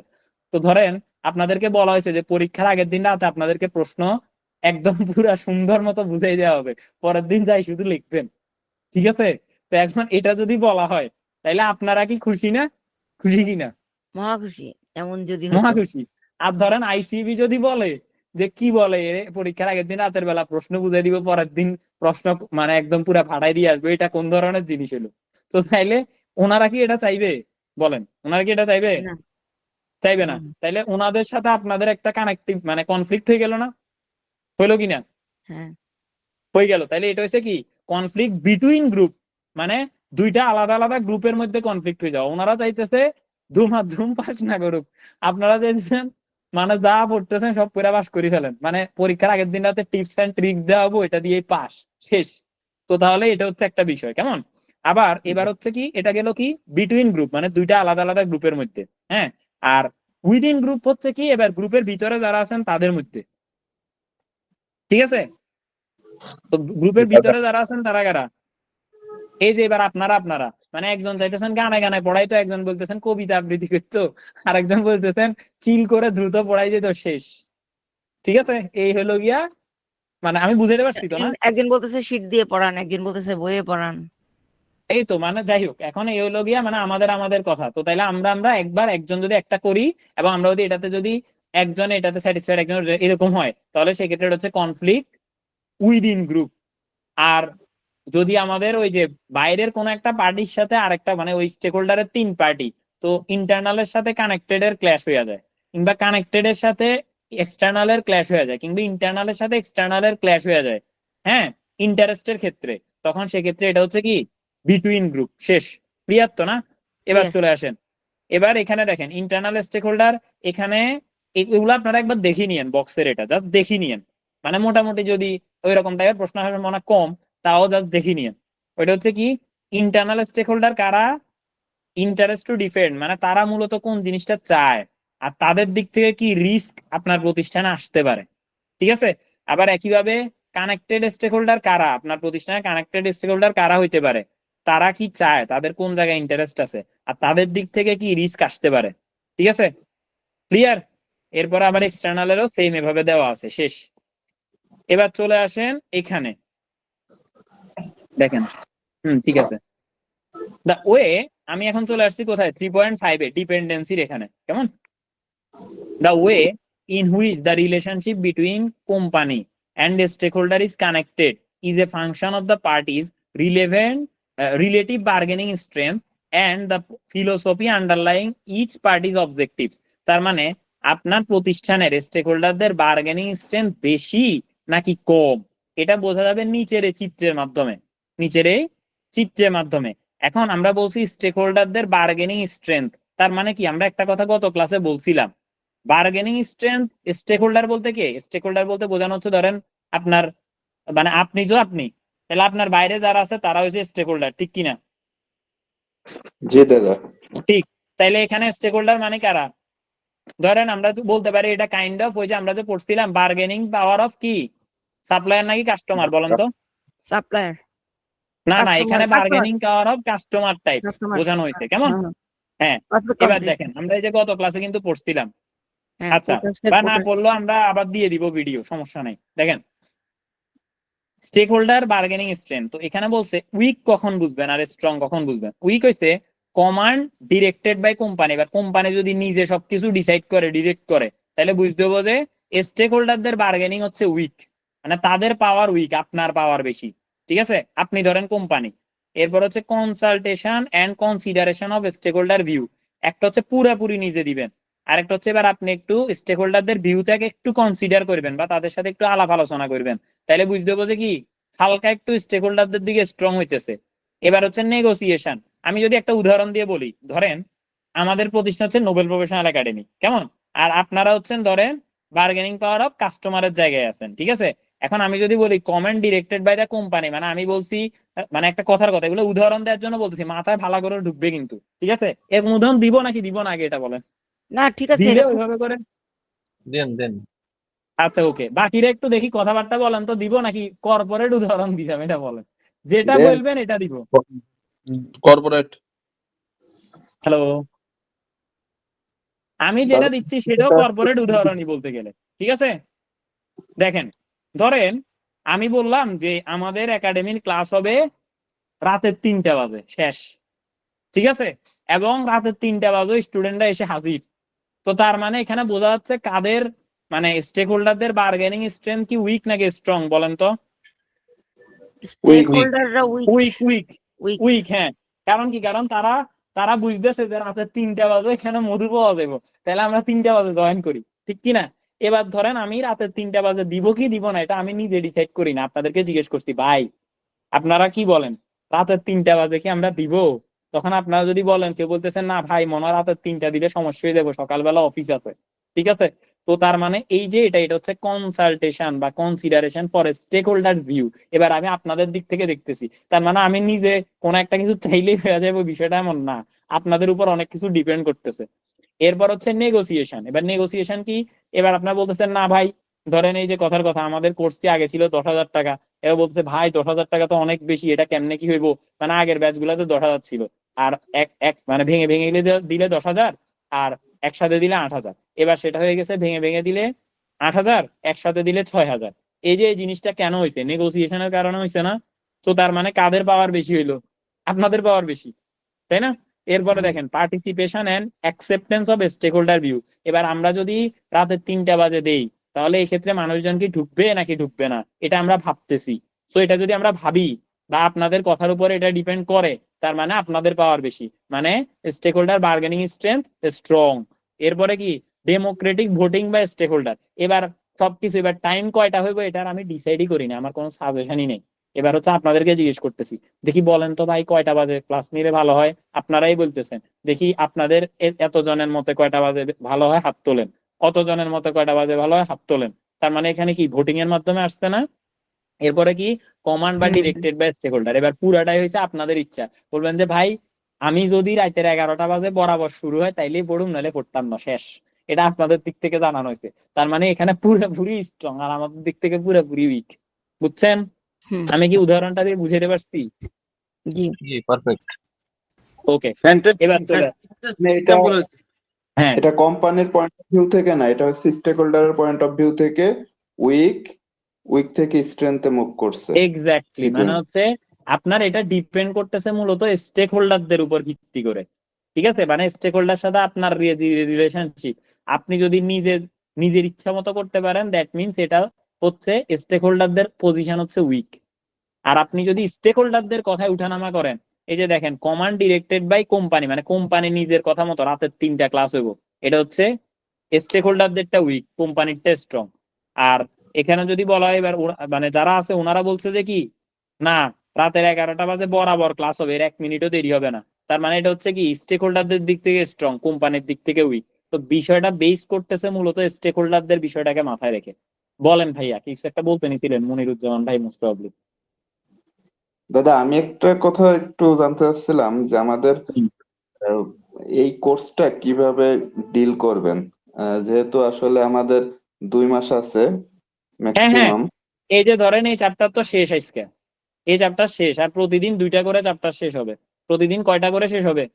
তো আমরা এইভাবে ম্যানুয়াল ধরে আগাইলে কি আসলে শেষ প্র্যাকটিক্যালি হবে, শেষ হবে। আমরা তো এই যে আমি আপনাকে বলি, আমি ভাইয়া প্রিভিয়াস ম্যানুয়াল কোশ্চেন ধরে আলোচনা আগাচ্ছি করবেন না, না?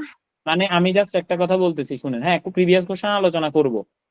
আমাদের চ্যাপ্টার হয়েছে কয়টা? 16টা না, ক্লাস লাগবে 8টা, প্রথম কথা। আর সেকেন্ড কথা, আমরা তো ম্যানুয়াল ধরে ম্যানুয়ালে সব পড়াবো না ভাই।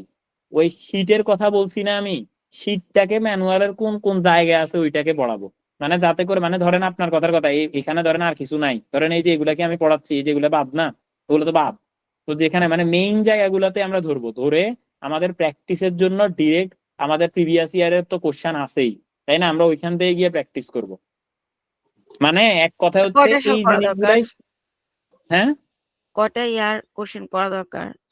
আমরা মিনিমাম 5টা করব, ভাই আপনি যদি টপিক বুঝে ফেলেন, আপনি 5টা কোশ্চেন নিজে সলভ, মানে আমরা সলভ করলে আর বাকি সব আপনি করতে পারবেন, যদি আপনি সবকিছু বুঝতে পারেন, মানে আমাদের পুরো প্রথম থেকে শেষ পর্যন্ত। মামুনুর ভাই আপনি কি বুঝতে পারছেন? মানে অর্থাৎ আমরা শীটই পড়াচ্ছি, বইয়ের ভিতরে শীটটা আনি পড়াচ্ছি, বিষয়টা হলো এই। যেমন আপনি কিন্তু দেখেন নবল ভাই আপনার বইতে কি, আমি একটু মানে প্ল্যান যেভাবে করছিলাম এখন তো মনে হয় একটু লং হয়ে যাবে। না না রং আমি হবে একটু না। আগ্রহ হারাই ফেলাইছি আসলে, মানে ফ্রাঙ্কলি বললাম। কারণ এই কেন ম্যানুয়াল কেন? যদি আমরা এইভাবে যাই তাহলে বিজনেস স্ট্র্যাটেজিতে তো যতটুকু জানি মানে আগানো সম্ভব হবে না। না না না না, লাস্টে এভাবে দিয়ে যাবো না তো। আমি আপনাকে বলি, আপনারা যদি বলেন যে শীট তো শীটে হবে, কোনো সমস্যা নেই, কিন্তু বিষয়টা হলো যে যদি শীটে হইতে যায় তখন আপনার মধ্যে ভীতি কাজ করবে। এই যে দেখেন আমরা স্টেক হোল্ডার ম্যাপে চলে আসছি, এটাই শীট, মানে আমাদের শীটে এটাই থাকতো। এখন আবার এখানে আমরা কি করছি, এই যে কিপ ইনফর্ম যেটা আছে এটা আমার নিজের তাহলে লেখা। একটা কাজ করেন দাদা, আপনি যেটা প্ল্যান করছেন আমি ওটা বুঝছি। মানে হ্যাঁ, শীটটা পাবলিক হলে, ওটা সার্কুলেটেড হলে একাডেমির জন্য সমস্যা। তাহলে মানে আমাদের আমার এই পরের পেজে ম্যানুয়ালটা স্টুডেন্ট মোটামুটি থাকবে না, একদম বুঝছেন ছোট তো? করে ফেলান, বুঝছেন? ছোট করে বলতে আমি বুঝাইছি যেগুলো খুব ইম্পর্টেন্ট সেগুলো আমরা একটু বেশি আলোচনা করি, আর যেগুলো মোটামুটি দরকার নাই সেগুলো আমরা স্কিপ করে যাই। ওকে ওকে, হ্যাঁ হ্যাঁ, এটাই করি তাহলে। ঠিক আছে, তাহলে হুম হচ্ছে হুম। আমরা একদম খুব ইম্পর্টেন্ট জিনিসটাকে ম্যানুয়ালের ভিতরে আমরা আলোচনা করব, মানে শীটের ভিতরে না করে জিনিসটাকে ম্যানুয়ালের এত নাম্বার পেজে গিয়ে এটা আছে শেষ, দাদা ম্যানুয়ালের এত নাম্বার পেজে গিয়ে এটা আছে। মার্কেটে কিন্তু হ্যাঁ, আপনার ব্যাপক অ্যাডভার্টাইজমেন্ট হওয়ার সুযোগ তৈরি হতে পারে, যদি মনে করেন যে শীটটা পাবলিক হলো, আপনার না এই না না শীট না পড়ে ভাই, যদি আমার আমার এই অ্যাডভার্টাইজমেন্টটা আমার মারাত্মক লেভেলের ক্ষতি হয়ে যাবে যদি এই শীটটা ছড়ায় আর কি, সার্কুলেট হয় আর কি, বুঝছেন? কারণ আমার এই সাবজেক্টে আর কেউ থাকবে না, বিশ্বাস করেন ভাই, শীট মারাত্মক লেভেলের শীট। তো আমি এটা চিন্তা করে ছাড়ি নাই, বুঝছেন? না, এটা বুঝছি আপনার ব্যবসায়িক স্বার্থে ঠিক আছে, কিন্তু মানে এই ম্যানুয়ালে যতই আমরা লিখে আসি আমাদের যদি একটা রেডিমেড শীট শীট থাকতো আসলে সেটা কিন্তু একটু ইফেক্টিভ বেশি হইতো, বুঝছেন? এখন আচ্ছা, এইটা এখনো নিয়ে কি আপনারা লেখেন নাই ম্যানুয়ালে? ফাইনালি না, ফাইনালি কিছু একটা লেখি কথা টেখি নাই তো, আমি তো লেখি নাই। হ্যাঁ ভাইয়া বলেন, মামুনুর ভাই। সেটা হচ্ছে আপনি কিভাবে কোর্সটা কন্ডাক্ট করবেন এটা টোটালি আপ টু ইউ, কারণ আপনার উপর সেই আস্থা বিশ্বাস রেসপেক্ট ভালোবাসা সবই আছে, বাট আপনি অবশ্যই আমাদের দিকটা দেখবেন, সেটা কিভাবে কন্ডাক্ট করলে আমাদের জন্য বেটারমেন্ট হয়, জাস্ট এতটুকুই। 100% ভাইয়া, আমি আপনাদেরকে বলতে পারি এন্ড অফ দ্য ডে আপনারা সবাই will make a good figure in the examination, ঠিক আছে? এবং আপনারা will make a happy figure before examination. Like আপনারা সবাই মানে এক্সামের আগে কনফিডেন্স চলে আসবে যে সৃষ্টিকর্তার কৃপায় আমাদের হবে, ঠিক আছে? এই বিশ্বাস আপনাদের আসবে, আচ্ছা দাদা, এক্সামের তাহলে আগেই আমাদের আসবে। কয়টা ক্লাস ঠিক আছে। লাগবে এখন যে প্ল্যান করছেন তাতে, এভাবে না, ম্যানুয়াল ওই ওয়াইজ ক্লাস আগালে? ক্লাস টাইম এক্স্যাক্টলি সেম লাগবে ভাইয়া, ক্লাস টাইম এক্স্যাক্টলি সেম লাগবে, ঠিক আছে? কয়টা যেভাবে লাগবে, কয়টা লাগবে ক্লাস? আমার আমার ধারণা হচ্ছে যারা আপনার পেইড গ্রুপে থাকবে মেইনলি হ্যাঁ আপনার যে পড়ার যে মানে মেইন ফেসিলিটিস গুলো তারাই পাবে। তো এখন হ্যাঁ, আমরা তারা তো যেটা পাবেই। এখন তো ফ্রি ম্যানুয়ালি গ্রুপ, তো যে এটা তো বুঝতে ইম্পর্টেন্ট, পারছেন। যেমন যারা যারা হ্যাঁ এখানে ইম্পর্টেন্ট আপনাদের এখানে এখন সিএল এ ডিসকাস পড়ছে করেন। তারা তো জানেন আমারে, যে আমি কিন্তু ভাই 1 মাসেও জিনিস ঠিক করে ফেলতে পারি কিনা বলেন? বিজনেস ফাইন্যান্স বই কিন্তু অনেক মোটা, সার্টিফিকেট লেভেলে সবচাইতে মোটা বই বিজনেস ফাইন্যান্স। তো আমাদের এখানে বিজনেস ফাইন্যান্সের কারা কারা আছেন একটু হাত তোলেন, এটা জাস্ট যারা কিনা আমাদের সাথে এবার প্রথম কানেক্টেড তাদেরকে বোঝানোর জন্য। একটু হাত হ্যাঁ তোলেন প্লিজ, ভাইয়া, আমি ছিলাম তো। একটু হাত তোলেন। বললাম যে কারা কারা আমাদের কাছে বিজনেস ফাইন্যান্স পড়ছিলেন, বই কিন্তু প্রায় ওই রকম সাইজের, দোনোটা বই সেম সাইজের, হাত তোলেন। কি হলো, আরিফ নয়ন ভাইও তো আছে, ঘুমাই গেছেন আরিফ নয়ন ভাই? তারপরে হচ্ছে আর কে আছে, রিফাত ভাই, হ্যালো। আচ্ছা যাই হোক, এখানে ওনারা কি ঘুমাই গেল নাকি? হ্যাঁ, এই যে হাত তুলছে। আচ্ছা, এখন আমি জাস্ট এটা বলতে চাচ্ছি, আপনাদের কি যদি কোর্সের 1 মাসও বাকি থাকে কোনো কারণে, মানে আমাদের মানে এখন পর্যন্ত যত ব্যাচ আমি পড়াইছি, কোনোদিন দেখছেন একটা টপিক আমি মিস দিছি যেটা খুব ইম্পর্টেন্ট এবং চ্যাপ্টার শেষ হয় না, এমন কোনো কিছু হয়েছিল? না ভাইয়া, হয় নাই। ওকে, জি না। তো আমি আশা রাখবো যে আপনারা আমার উপর একটু আস্থা রাখেন, যারা কি এবার নতুন এখানে আছেন।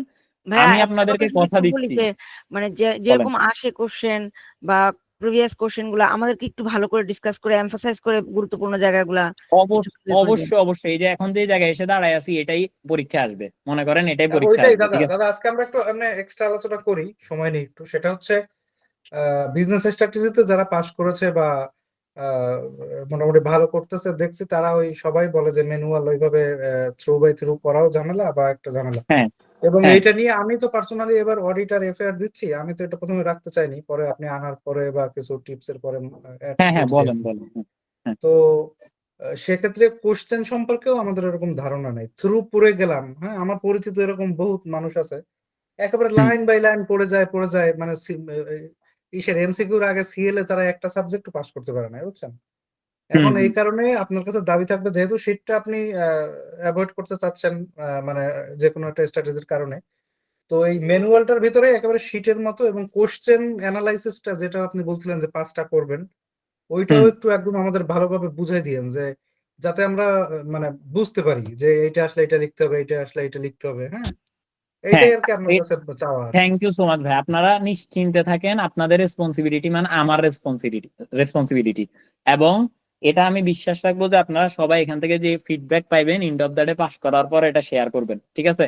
আপনাদের সবার এটা নিশ্চিত থাকেন যে আপনাদেরকে যেটা আমি যেভাবে করে যাচ্ছি আপনাদের সিলেবাস পরীক্ষার আগে শেষ হবে এবং আপনারা লিখতে পারবেন। সো নাথিং টু ওরি, ঠিক আছে? আমি এটা সেটাই আপনাদেরকে কথা দরকার, যেটা দিচ্ছি। বেশি এমফাসিস দেওয়া করবেন সেটা একটু ওইভাবে করে ঠিক দিন। আছে, ওকে। ওকে, তাহলে আমরা প্রয়োজনে আরো সামারি করে ফেলতেছি, কেমন? ওকে, আমরা আরো সামারি করব এবং আমাদের আগামী যে চ্যাপ্টারটা থাকবে, আগামী প্রত্যেকটা ক্লাসে 2টা করে চ্যাপ্টার আমরা শেষ করব। প্রত্যেকটা চ্যাপ্টারের জন্য 45 মিনিট করে আমরা 1.5 ঘন্টা সময় দিব বরাবর, ঠিক আছে? প্রত্যেকটা চ্যাপ্টারের জন্য 45 মিনিট করে। আপনি শুধু হাতে ঘুরে দেখবেন যে 45 মিনিটে চ্যাপ্টার শেষ হয়েছে কিনা এবং আপনি পুরাটা বুঝছেন কিনা, মানে নট অনলি শেষ হওয়া বাট অলসো আপনি বুঝছেন কিনা, এটাও দেখতে হবে, ঠিক আছে? হ্যাঁ, এটা তো ভাইয়া ইম্পর্টেন্ট। লাস্টে কি মক টক নেওয়ার ব্যবস্থা রাখবেন? মকের ব্যবস্থা হবে কি হবে না এটা এখন কিছু বলতে পারতেছি না, এটা ডিপেন্ড করবে বাকি যারা আছে ওই যে স্টেক হোল্ডারদের ডিমান্ডের উপর ভিত্তি করে, ঠিক না, আছে? কারণ পড়লাম এটা তো থিওরি না না, পরীক্ষা। আমি তো বললাম যে থিওরি পরীক্ষা, আপনি লিখিত পরীক্ষা। মকেরটা, আমি বুঝছি, আমি মকের ব্যবস্থার কথা বলা যাবে স্টেক হোল্ডারদের ডিমান্ডের উপর ভিত্তি করে, বাট এটা ছাড়া বাকি সবকিছুই করা হবে, এটা এখনই বলতেছি। বাট মকেরটা আমি এখন কিছু আচ্ছা, বলতেছি এটা না। এটা যদি নোবেল ভাই এমন হয় যে পলাশদের কথা অনুযায়ী আমি যদি অ্যাড করি একটু, যে ধরেন আপনি ফ্রি ক্লাসগুলোতে আপনি সবগুলা চ্যাপ্টারে ওভারভিউ গুলো আপনি দিয়ে শেষ করে দিলেন, না না দেন না না, পেড, ফ্রি ক্লাসে সব চ্যাপ্টার কেন দিব আমি? আর নইলে একটা ক্লাস দিব। আর একটা বা দুইটা ক্লাস নেন, নেওয়ার পরে হ্যাঁ যেটা হ্যাঁ পেড গ্রুপে আপনি আমাদেরকে মানে ইম্পর্টেন্ট জিনিসগুলো এবং যেগুলো আপনার এডিশন নোটসের, হ্যাঁ এগুলো আমাদের যে কোনো একটা একটা টেকনিক ফলো করে আমরা দেবো, যেটা আপনারও কোনো ইয়ে হয় না হয়, লস না হয়, বা আমাদেরও লাভ হয়, হ্যাঁ, ওইরকম ভাবে একটা এক্স্যাক্টলি, হ্যাঁ আমি ওইভাবে করেই যাবো ভাইয়া, এক্স্যাক্টলি ওইভাবে করেই যাবো। জাস্ট হচ্ছে শীটের ফর্মে না গিয়ে এই ফর্মে যাচ্ছি, জাস্ট এটাই, যাতে করে এটা সার্কুলেট হয়ে আমার ক্ষতি না হয়। কারণ যাদের আপনি যারা বলছেন যে আপনার ওই যে মার্কেটিং এর বিষয়টা, আমাদের এই ক্লাস আমি যখন ইউটিউবে দিব by the grace of almighty, এটাতেই মার্কেটিং হয়ে যাবে। আপনারা শুধু ওই জিনিসটা পাস করার পরে বলবেন যে আমি এখানে পড়ছি, ইউটিউবে 2টা ক্লাস আছে, আপনি চাইলে দেখতে পারেন, দ্যাটস ইট। এভাবে করে আপনি সার্কুলেট করে দিলেন, বাকিটা এখান থেকেই মার্কেটিং হবে। সো এটার জন্য আমি শীট সার্কুলেট করতে চাই নাই, এটা হচ্ছে যার বিষয়। হ্যাঁ, আদারওয়াইজ পুরা শীটের জিনিসই এখানে যাবে। ওকে, আশা করি আমরা সবাই মোটামুটি এটা আশ্বস্ত হয়েছি যে আমরা একদম পরীক্ষার আগে খুব সুন্দর করে পুরা সিলেবাসটাকে শেষ করব, পুরা সিলেবাস, যেখানে আমাদের খুবই ইম্পর্টেন্ট ওই জায়গাগুলো। আসেন, স্টেক হোল্ডারদের ম্যাপিং পাওয়ার অ্যান্ড ইন্টারেস্টের উপর ভিত্তি করে। তো বলছে যে Mendelow suggest that stake holder may be position on matrix, stake হোল্ডারকে ম্যাট্রিক্স এর আলোকে কিছু পজিশন করা হয়েছে। This factor define the type of relationship the organization seek with its stake holder. এটার মাধ্যমে একটা অর্গানাইজেশনের কোন স্টেক হোল্ডার সাথে কিভাবে বিহেভিয়ার রাখা উচিত সেটা বর্ণনা করা হয়। তা আমরা বলছিলাম গতকালকে আমাদের ক্লাসের মধ্যে এটা বলছিলাম, তো আজকে যেহেতু একজন দুইজন নতুন আছে তাই আবার একটু বলতেছি ছোট করে। সেটা হচ্ছে স্টেক হোল্ডারদের 2টা জিনিসের উপর ভিত্তি করে ম্যাপিং করা হয়, একটা হচ্ছে লেভেল অফ ইন্টারেস্ট, একটা হচ্ছে পাওয়ার, ঠিক আছে? এখানে পিওডব্লিউ হবে, হ্যাঁ, পাওয়ার। ওকে, এখন লেভেল অফ ইন্টারেস্ট আর হচ্ছে পাওয়ার। এবার লেভেল অফ ইন্টারেস্ট কি? ধরেন কথার কথা, আমাদের এখানে যারা মানে ক্লাসে আছেন, আমি ধরে নিলাম সবার লেভেল অফ ইন্টারেস্ট হাই। সবার লেভেল অফ ইন্টারেস্ট কি? হাই। তার মধ্যে কেউ কেউ আছে এখানে পড়তে চান বলে এই যে কথাগুলো বলতেছেন, পলাশ দাদা, তারপর হচ্ছে পার্থমোদক দাদা, মামুনুর ভাইয়া, রিফাত ভাই, তারপর হচ্ছে জেরিন তাসনিম আপু, আরিফ নয়ন ভাই, ওনারা কি ওনাদের লেভেল অফ ইন্টারেস্ট একদমই হাই। সো আবার তো তার মানে আমরা দেখতে পাচ্ছি লেভেল অফ ইন্টারেস্ট মানে ওনারা চায় যে এখানে পড়তে চায়, এটা হচ্ছে ওনাদের লেভেল অফ ইন্টারেস্ট, ঠিক আছে? আর পাওয়ার কি? ওনারা ওনাদের সেক্টর থেকে কতটুকু পরিমাণ আমার প্রতিষ্ঠানের জন্য পুশ করতে পারবে, সেটা হচ্ছে ওনাদের পাওয়ার, ঠিক আছে? এবার ধরেন কথার কথা, ধরেন পলাশ দাদা হচ্ছে একটা অডিট ফার্মের ম্যানেজার, ঠিক আছে? এখন পলাশ দাদা যদি এখানে পড়ে, উনি আগামীবার ওইখানে গিয়ে 50 জনরে বললে 50 জন এখানে পড়তে চলে আসবে, তার মানে কি ওনার পাওয়ারও হাই, ঠিক কিনা? ঠিক। হ্যাঁ, তার মানে ওনার পাওয়ারও হাই, ওনার লেভেল অফ ইন্টারেস্টও হাই। তো উনি হচ্ছেন কি প্লেয়ার, উনি হচ্ছেন কি কি প্লেয়ার? কি প্লেয়ার। ঠিক আছে, তো ওনাকে আমার সব সময় একদম ভালো করে রাখতে হবে। তো এখানে বলছে কি player is found in segment D, strategy must be acceptable to them. তার মানে কি আমি যে স্ট্র্যাটেজি করব সেটা অবশ্যই পলাশ দার ভালো লাগতে হইব। ঠিক আছে, আমি যে স্ট্র্যাটেজি করব সেটা অবশ্যই কি পলাশ দাদার ভালো লাগতে হবে। এটা হচ্ছে কি প্লেয়ার, কারণ তুমি কি প্লেয়ার, ওনার যদি ভালো লাগে উনি আরো 50 জনকে নিয়ে আসবে। ঠিক আছে, সো ওনার লেভেল অফ ইন্টারেস্ট হাই, মানে উনি আমার এখানে আসতে চাইতেছে, প্লাস উনি ওনার ফার্মে ইনফ্লুয়েন্সের মাধ্যমে আরো 50 জন নিয়ে আসতে পারবে। সো উনি হচ্ছেন এখানে কি প্লেয়ার। এবার আসেন, লেভেল অফ ইন্টারেস্ট হচ্ছে লো কিন্তু পাওয়ার হচ্ছে হাই। এবার ধরেন কথার কথা মনিরুজ্জামান ভাই, হ্যাঁ উনি হচ্ছেন ধরেন আমাদের এখানে, আচ্ছা ওনারে দিয়ে না বলি, ধরেন রিফাত ভাই। রিফাত ভাই হচ্ছে ধরেন আমাদের এখানে পড়তে চাইতেছে না, ধরেন রিফাত ভাই আমাদের এখানে কি পড়তে চাইতেছে না, কিন্তু রিফাত ভাইও একটা অডিট ফার্মের ম্যানেজার, ওনার অডিট ফার্মে 100 জন স্টুডেন্ট আছে। ঠিক আছে, এখন ওনার ফার্মে যদি 100 জন ইন্টারেস্ট আছে, উনি পড়তে চাইতেছে না, আমার কি করা উচিত? ওনারে স্যাটিসফাই করা উচিত না? হ্যাঁ, কি প্লেয়ারের মতো করে তো আমার স্ট্র্যাটেজি বানাইতে হইব। ডি নাম্বার যেটা ওটা হচ্ছে ওনার মতো করে আমাকে স্ট্র্যাটেজি বানাইতে হইব, যেটা কিনা এর দাদার মতো করে, পলাশদার মতো করে। আর এই রিফাত ভাই হচ্ছে কি ওনার ওনার মতো করে স্ট্র্যাটেজি বানাবো না, কিন্তু আমি ওনারে স্যাটিসফাই করব যাতে করে উনি আমার এখানে আসে। ঠিক আছে, যাতে করে উনি কি প্লেয়ারে পরিণত হয়, কারণ ওনার তো পাওয়ার অলরেডি হাই আছেই। তো ওনাকে আমাকে একটু পুশ করতে হবে যাতে করে উনি আমার কাছে আসে। উনি আমার কাছে আসলে উনিও কি প্লেয়ার হয়ে যাবে। তার মানে উনি এখন আছেন কোথায়? সিতে। কিপ স্যাটিসফাইড সিতে। ঠিক আছে, মানে এখন ওনাকে স্যাটিসফাই করতে হবে। আর পলাশদার বেলা হচ্ছে ওনার মতো করে আমার স্ট্র্যাটেজি সাজাইতে হবে, কারণ উনি কি প্লেয়ার। এবার কারো ধরেন লেভেল অফ ইন্টারেস্ট হাই কিন্তু পাওয়ার হচ্ছে লো। ফর এক্সাম্পল ধরেন সৈয়দ মনিরুজ্জামান ভাইয়া, উনার লেভেল অফ ইন্টারেস্ট হাই, মানে উনি এখানে আসতে চায়। ঠিক আছে, কিন্তু উনি কোথাও ফার্মে টার্মে চাকরি করে না, উনি আছে কোথায় মেঘনা গ্রুপে ধরেন। তো মেঘনা গ্রুপের কয়জন এবার এখানে পড়তে আসবে, তাই না ধরেন। তো তার মানে এখানে উনি কি চাইলে 50 জন আনতে পারবো? না, পারবো? পারবো না। না, উনি নিজে আসতে পারবো। তো এক্ষেত্রে ওনার বেলা আমি যে মানে আমার দিক থেকে আমি যে বিহেভিয়ারটা রাখবো, উনি হচ্ছে কিপ কিপ ইনফর্ম। ইনফর্ম, মানে আমি বি। ওনাকে ইনফর্ম করবো যে ভাইয়া আমাদের পিএল এর ব্যাচ শুরু হচ্ছে, আপনি কি আসবেন? আমি ওনাকে একবার একটা কল দিব, ঠিক আছে, যে ভাইয়া আমাদের পিএল এর ব্যাচ শুরু হচ্ছে, আপনি কি পড়বেন? এই আর মিনিমাল ইফোর্ট কি, তার লেভেল অফ ইন্টারেস্ট নাই, মানে উনি আইতেও চায় না, আর পাওয়ারও নাই, মানে উনি ধরেন কোথাও নাই। এরকম যদি কেউ থাকে, ধরেন মিস্টার এক্স, তার আসতেও চায় না, আবার তার সে কোনো অডিট ফার্মে জবও করে না, বা বড় বড় জায়গাতে যেখানে কিনা 50 জন আনতে পারে, এরকম কোনো জায়গায় নাই। তো এখানে আমার আমার প্রতিষ্ঠানের ক্ষেত্রে পাওয়ার বলতে আমি ওইটাকে বুঝবো যে আমার জন্য 50 জন আমি দিতে পারবো, বা 10 জন আনতে পারবো, বা 5 জন আনতে পারবো। ঠিক আছে, তো আমি তাদেরকে এখানে পাওয়ারের জায়গায় রাখলাম। আর লেভেল অফ ইন্টারেস্ট মানে উনি এখানে আসতে আগ্রহী কিনা। সো যার লেভেল অফ ইন্টারেস্ট নাই, আসতে আগ্রহী না, আবার উনি আসতে শুধু একাই আসবা আর সাথে 2-3 জন আনতে পারবো না, সো ওনার পাওয়ারও নাই, তো ওই জায়গায় আমি ওনারে কি এত বেশি প্রায়োরিটি দিব? দিব না। আমি ওটা ওনার কিপ বেলা ইনফর্ম। মিনিমাল ইফোর্ট দিব। মিনিমাল ইফোর্ট মানে কি, জাস্ট একটা লিঙ্ক ছেড়ে দিব, এবার উনি ঢুকলে ঢুকলো, না ঢুকলে নাই, শেষ। ক্লিয়ার? হুম। সো আপনাকে আপনার প্রতিষ্ঠানে, এটা নিয়ে একটা প্রশ্ন আছে, আপনাকে আপনার প্রতিষ্ঠানের এই যে আমি যে কথাগুলো এখানে বলছি এগুলো এখানে বলা আছে, কি player are found in segment D strategy must be acceptable to them. হ্যাঁ, আর তারা হচ্ছে মেজর কাস্টমার।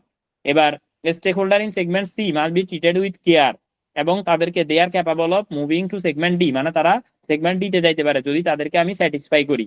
ঠিক আছে, তো লার্জ ইনস্টিটিউশনাল শেয়ার হোল্ডার হচ্ছে তারা।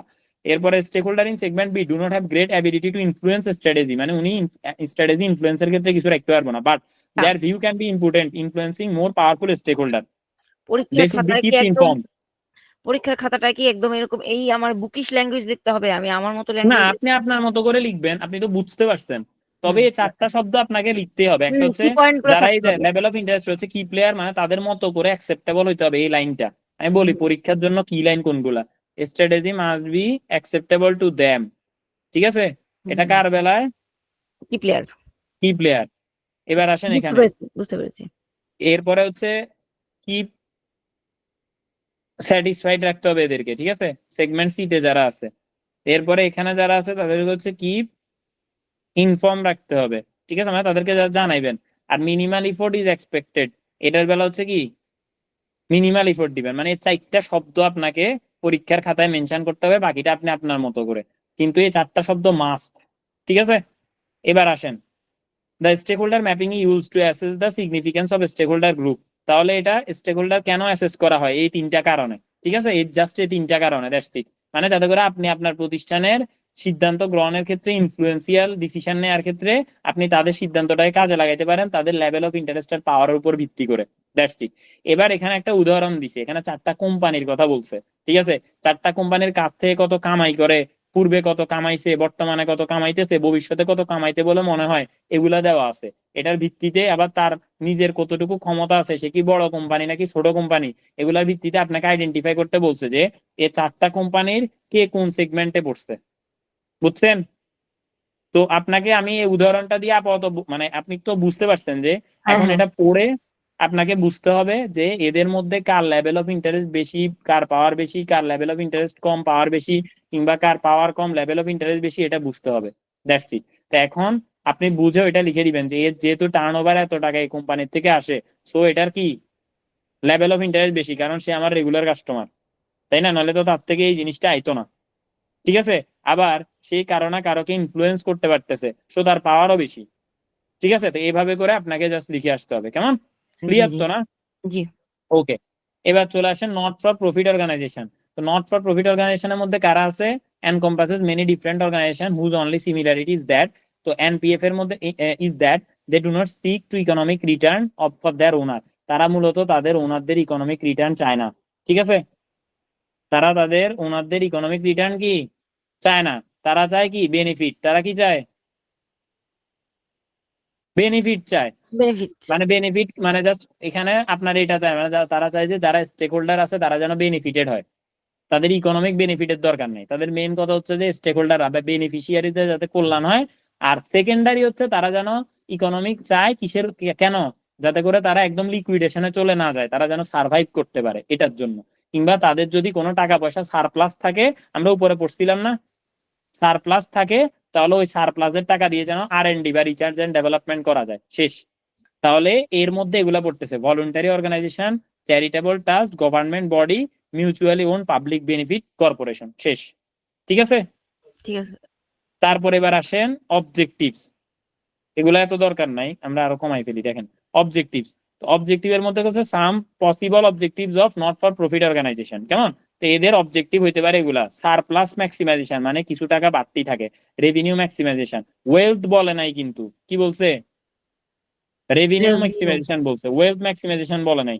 ঠিক আছে, এরপর হচ্ছে যে এই হ্যাঁ, এরপরে যে ইউজেস ম্যাক্সিমাইজেশন, মানে যাতে করে ব্যবহারকারীর সংখ্যা বাড়ে, ইউজেস টার্গেটিং, মানে যাতে করে মানুষজন তাদের উপরে মানে আস্তে আস্তে করে ফোকাস করে, ফুল বা পার্শিয়াল কস্ট রিকভারি, যে খরচ হয়েছে জাস্ট ওইটা তুলে আনা, বাজেট ম্যাক্সিমাইজেশন, বাজেটকে যেন আগের থেকে বাড়াইতে পারে, প্রোডিউসার স্যাটিসফ্যাকশন ম্যাক্সিমাইজেশন, তারপর হচ্ছে ক্লায়েন্ট স্যাটিসফ্যাকশন ম্যাক্সিমাইজেশন। তাহলে সবকিছু হচ্ছে অবজেক্টিভস কিসের? নট ফর প্রফিট অর্গানাইজেশনের। তা আপনাকে এটা এইভাবে করে আসবে না যে নট ফর প্রফিট অর্গানাইজেশনের অবজেক্টিভ বলো, আপনারা উপরের দিকে একটা উদাহরণ দিয়ে দিবে যেটা কিনা থাকবে নট ফর প্রফিট অর্গানাইজেশন।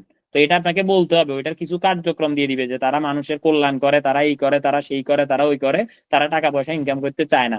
তখন আপনি বলবেন যে যেহেতু তারা টাকা পয়সা ইনকাম করা তাদের মূল লক্ষ্য না, তাহলে এটা হচ্ছে not for profit organization and their objective should be, শেষ। এরপরে এখান থেকে 3-4টা লিখে দিবেন, বোঝা গেছে?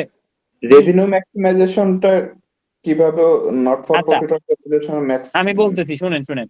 আমরা একটা জিনিস একটু বুঝি যে রেভিনিউ ম্যাক্সিমাইজেশন আর ওয়েলথ ম্যাক্সিমাইজেশনের পার্থক্য আমরা বুঝি, দেখতে জি একরকম মনে হয় না?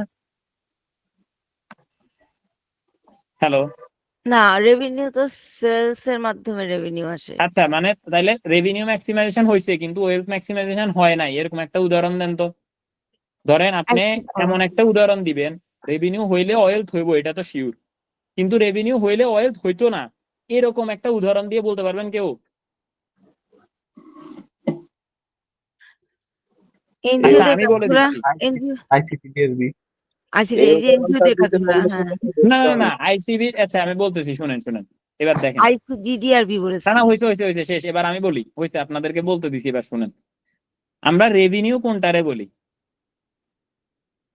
টোটাল সেল রেভিনিউ বলি না? হ্যাঁ বলি কিনা? হ্যাঁ, আপনি কারো কাছে ধারে বিক্রি করছেন, তাইলে বিক্রি ঘরে তো এটা লেখেন, যোগ করেন, তো এটা সেলস রেভিনিউ বাড়ান না? বাড়ান কিনা? হ্যাঁ বাড়াই। এখন ধারে যার কাছে বিক্রি করছেন আপনি জানেন এতে জীবনও টাকা দিতে পারতো না, তাও আপনি তার কাছে বিক্রি করছেন, তাইলে এটাতে কি প্রফিট হইব? না। কিন্তু রেভিনিউ তো একদম মারাত্মক রেভিনিউ হবে। আপনি 5 কোটি টাকার মাল কারো কাছে বিক্রি করছেন যারা কিনা বন্যাত্ম এলাকায়, তাদেরকে বলছেন তোমাদের যখন খুশি টাকা দিও, আপনি জানেন যে তাদের থেকে আপনি টাকা জীবনও পাইবেন না, তাহলে এটা কি রেভিনিউ ম্যাক্সিমাইজেশন হইলো? ঠিক আছে, ওয়েলথ ম্যাক্সিমাইজেশন কি হইলো? না। হইলো ও না। ওয়েলথ ম্যাক্সিমাইজেশন তখন রেভিনিউ হবে যখন প্রফিট ম্যাক্সিমাইজেশন হবে। হ্যাঁ, নট সরি, প্রফিট, রেভিনিউ বলছে not profit. Exactly, not profit. তার মানে there is a huge difference between revenue versus profit, বুঝছেন? তো তার মানে হ্যাঁ রেভিনিউ ম্যাক্সিমাইজেশন হইলেই প্রফিট এখানে ম্যাক্সিমাইজেশন, ওয়েলথ এখানে ম্যাক্সিমাইজেশন হয় এখানে না। কি এনজিও যখন বন্যার্তদের মধ্যে দিচ্ছে, ফ্রি কিছু দিচ্ছে, তখন কি তারা না কোনো তখন তো কন্ডিশন না অ্যাপ্লাই না না করে? তখন তো আমি বলতেছি তখন তো ফ্রিতেই দিচ্ছে, তখন তো হ্যাঁ। ফ্রিতেই দিচ্ছে। তো এখন এখানে এটা বলে নাই যে প্রত্যেকটা, এখানে বলছে কি দেখেন, rather on achieving a particular response from various target share holder, মানে এখানে বলছে যে নিচের এই জিনিস সাম পসিবল অবজেক্টিভস, সাম, এখানে বলে নাই যে সবাইরে বিক্রি করতে হইব, দান করলেও পারেন, দান করলে তো রেভিনিউ ম্যাক্সিমাইজেশন হইতো না, এটা আমরা জানি। আবার ধরেন যে দান করবে সে কি কারোর থেকে টাকা পাওয়ার চিন্তা করে না? এটা বলেন, যে এনজিও দান করে তারাও তো কেউ ডোনেট করে করে না? ডোনেট করে, হ্যাঁ, তো ডোনেটের তারা যে মাধ্যমে ডোনেট করে। করে সেটা কি তার রেভিনিউ না? হ্যাঁ, রেভিনিউ, আমি এটা বলতে চাচ্ছিলাম যে তারা হ্যাঁ, পাচ্ছে সেটাও কোথায়, এটা রেভিনিউ। মানে দেখায় অন্য কান আমি থেকে বলতেছি, আনতেছে। ওকে আমি বলতেছি যে সে যদি ফ্রিতে বেচে, ফ্রিতে দিয়ে দেয়, তাইলেও সে চাইবো যে আমারা যাতে ডোনারে ডোনেট করে, আমার টোটাল টাকার পরিমাণ এত বেশি হইতে হইব যাতে করে আমি মানুষকে ডোনেট করতে পারি। এক, সে যদি জিনিস বিক্রি করে তাইলেও revenue maximization is not equal to always কি ওয়েলথ ম্যাক্সিমাইজেশন। কজ আমার ধরেন আমি এমন কারো কাছে বিক্রি করছি, ধরেন একটা কথার কথা, আমি এখানে ধরেন আছেন 15 জন, এটা জাস্ট উদাহরণ হিসেবে দিতেছি, কেমন? এখন আমি বললাম যে জান আপনাদের সবার জন্য ফ্রি, এটা আমি দিলাম, কথার কথা আর কি। তো এখন আপনাদের সবার জন্য ফ্রি এটা বললো, অনেকে হয়তো বলবো কি, না আপনি দাদা আমাকে কেন ফ্রি দিবেন, আমি কি আপনাকে ফ্রি দিতে কইছি, আমি টাকা দিয়ে পড়বো, আমি কেন ফ্রি নিবো আপনার থেকে? ওনার এটা ইগোতে লাগতে পারে কিনা, পারে কিনা? হ্যাঁ, পারে। পারে। তো তার মানে কি দেখা যাচ্ছে যে আমি ধরে নিলাম যে ফ্রি, আবার আবার হচ্ছে কি আমি বললাম যে ঠিক আছে আপনার যখন ইচ্ছা দিয়েন। তো তার মানে কি আমি হয়তো ধরি নাই একজন দুইজন হয়তো বা থাকতে পারে, হ্যাঁ ধরেন আমাদের সিএল এর ক্ষেত্রে অনেক সময় এটা হয়, দেখা গেছে একজন দুইজন হয়তো থাকতে পারে, আচ্ছা দিয়েন আস্তে ধীরে দিয়েন সমস্যা নাই, হয়তো দেখা গেল দিল না, ধরেন দিল না। তো এখন এক্ষেত্রে আমরা কি এখানে ওয়েলথ ম্যাক্সিমাইজেশন হচ্ছে না, কিন্তু আমার টোটাল সেল রেভিনিউতে তো ওনার এই অ্যামাউন্ট আমি যোগ করতেছি, তাই না? হুম। তাইলে আমি বুঝতে পারছি যে রেভিনিউ ভার্সেস ওয়েলথ কেমনে হইলো। ক্লিয়ার। দাদা, কিন্তু ওকে, ব্র্যাকেটে অ্যাজ ফর কমার্শিয়াল বিজনেস লেখাটার পারপাসটা কি? কোথায়? এই ব্র্যাকেটের ভিতর অ্যাজ ফর এ আচ্ছা, কমার্শিয়াল। হ্যাঁ এখানে বলা হয়েছে যে যারা কমার্শিয়াল বিজনেস করে তাদের not for profit. Commercial business মানে কি, ধরেন আপনি, মানে এটা এটা আসলে উদাহরণটা এভাবে দেয়া যাবে না কারণ কলটা রেকর্ড হচ্ছে, মানে আচ্ছা আমি বলি ধরেন পুলিশের বেকারি আছে না, মানে আমি আমাদের রিলেটেড একটা উদাহরণ দিয়ে দিতাম যেটা আপনারা এতক্ষণ ধরে অনেকে বলতেছিলেন, সো উদাহরণ আর দিমু না, আপনারা বুঝতে পারছেন উদাহরণটা নাকি? বুঝছি, বলবো? না বলার দরকার নাই ভাই, আপনি বুঝছেন, সবাই বুঝে না, যাওয়ার কথা। আমরা বুঝেন একটা নাই? অর্গানাইজেশনের আন্ডারে আছি, এবার বুঝছেন? 1972। হ্যাঁ বুঝতে পারছি উনি কি এই indicator তো করছে। শেষ। তো তাইলে এই এটা কি নট বুদ্ধিমানদের ফর কক প্রফিট হইলেই না? কলকাতা বুঝে। এটা কি নট ফর প্রফিট না? জি জি জি, আপনি কি এটাকে নট ফর প্রফিট বলেন না? এবার বুঝছেন? বুঝতে পারছি ক্লিয়ার? দাদা। হ্যাঁ, এই হলো বিষয়। দেখেন, তাহলে এবার আমরা সবাই বুঝছি তো, ক্লিয়ার তো না? এরপরে বলছে যে there are no buyer in the not for profit sector rather than number of different audience. তার মানে বাকিদেরকে বায়ার বলে নাই, অডিয়েন্স বলছে। নট ফর প্রফিটের ক্ষেত্রে কি এদেরকে বায়ার না বলে অডিয়েন্স। অডিয়েন্স বলছে, বুঝছেন? শেষ। তার মানে আমরা হইলাম অডিয়েন্স নাকি? আমরা কি হ্যাঁ, অডিয়েন্স। অডিয়েন্স? আমরা মানে আমিও তো অডিয়েন্স নাকি? Of course. মানে বুঝছেন তো, মানে ওই উদাহরণ দিলাম আর কি। যে দেখেন, তাহলে এই হইলো বিষয়। তো আমাদের এই যে এখানে যে বিষয়টা দেয়া আছে এটা হচ্ছে আপনার কি, মানে এটার উপর ভিত্তি করে আপনাকে লিখতে হবে, কি লিখতে হবে দাঁড়ান আমি বলি। এখানে তারা মোটামুটি ভালো জিনিসপত্র দিছে। এত বড় এটা কি ভাইয়া, কেস না, স্টাডি এর দেখো, এত এটা বড় কি? মাঝে মাঝে আসে, দেখেন এখানে কি বলছে দেখেন। দেখেন, সবার আগে রিকোয়ারমেন্ট পড়তে হবে। In the light off information provided exhibit to discuss the use of price reduction. তার মানে এখানে বলছে যে প্রাইস রিডাকশন করা কি ঠিক হয়েছে কিনা, ঠিক আছে, use of price reduction as a means of achieving the objective as stated by finance director. তার মানে এরা বুঝাইতেছে যে উদাহরণের মধ্যে এক্সিবিট 2, এই যে এক্সিবিট 1 দিছে এই জায়গায় একটা কাহিনী দিল আর কি, কাহিনী, আর এক্সিবিট 2 দিল এই জায়গায়। তো এক্সিবিট 2 তে 2 অনুসারে যদি আপনি প্রাইস রিডাকশন করেন তাহলে এটা ঠিক হবে কিনা, কিসের জন্য, অবজেক্টিভস অ্যাচিভ করার জন্য ঠিক হবে কিনা, এটা আপনাকে লিখতে হবে। ঠিক আছে, আমি আপনাদেরকে এটা একটা বাড়ির কাজ হিসেবে দিচ্ছি। ঠিক আছে, এটা আপনারা আপনাদের মতো করে যা ইচ্ছা ভাল লাগে লিখিয়েন। ওকে, জি। বাড়ির কাজ দিলে আর প্র্যাকটিক্যালি দাদা হয়ে ওঠে না।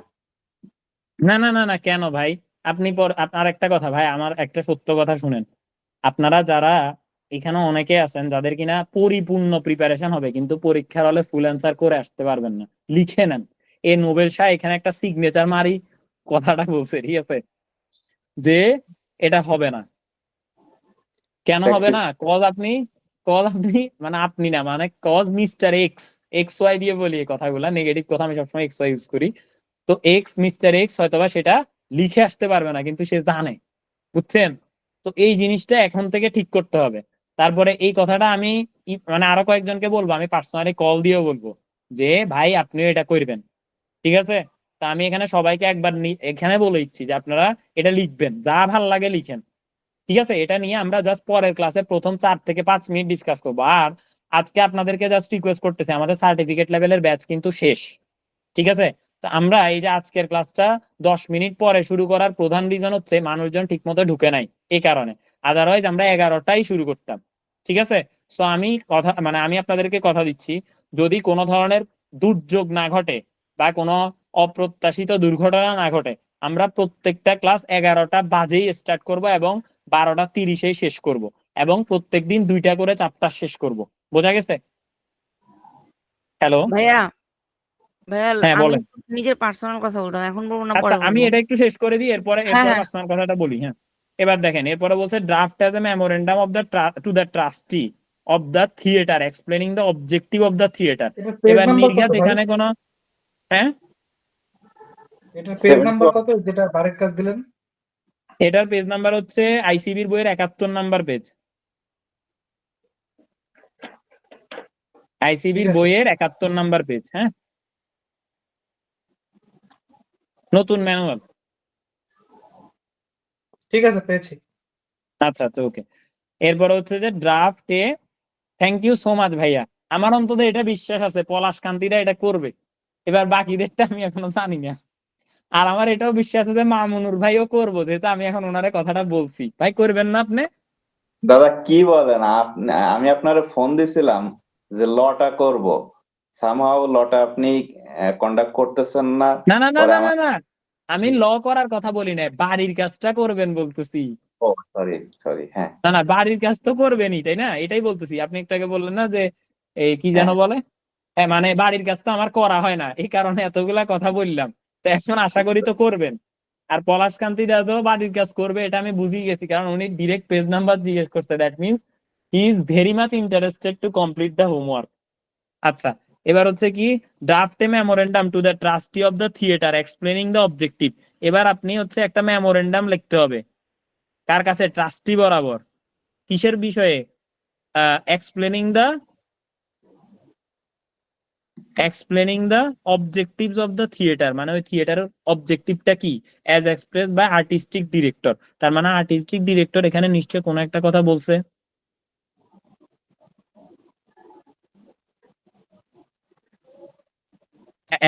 Artistic director, finance director and the trustee. ঠিক আছে,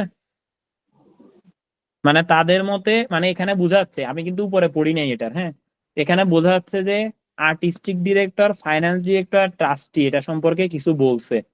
ওকে, তো তারা যেটা বলছে সেটার আলোকে আপনাকে একটা অবজেক্টিভ লিখতে হবে ওই থিয়েটারের, মানে ওই থিয়েটারের উদ্দেশ্যটা কি, মানে অবজেক্টিভ কি, তারা কি চায়, এই জিনিসগুলো আপনাকে লিখতে হবে।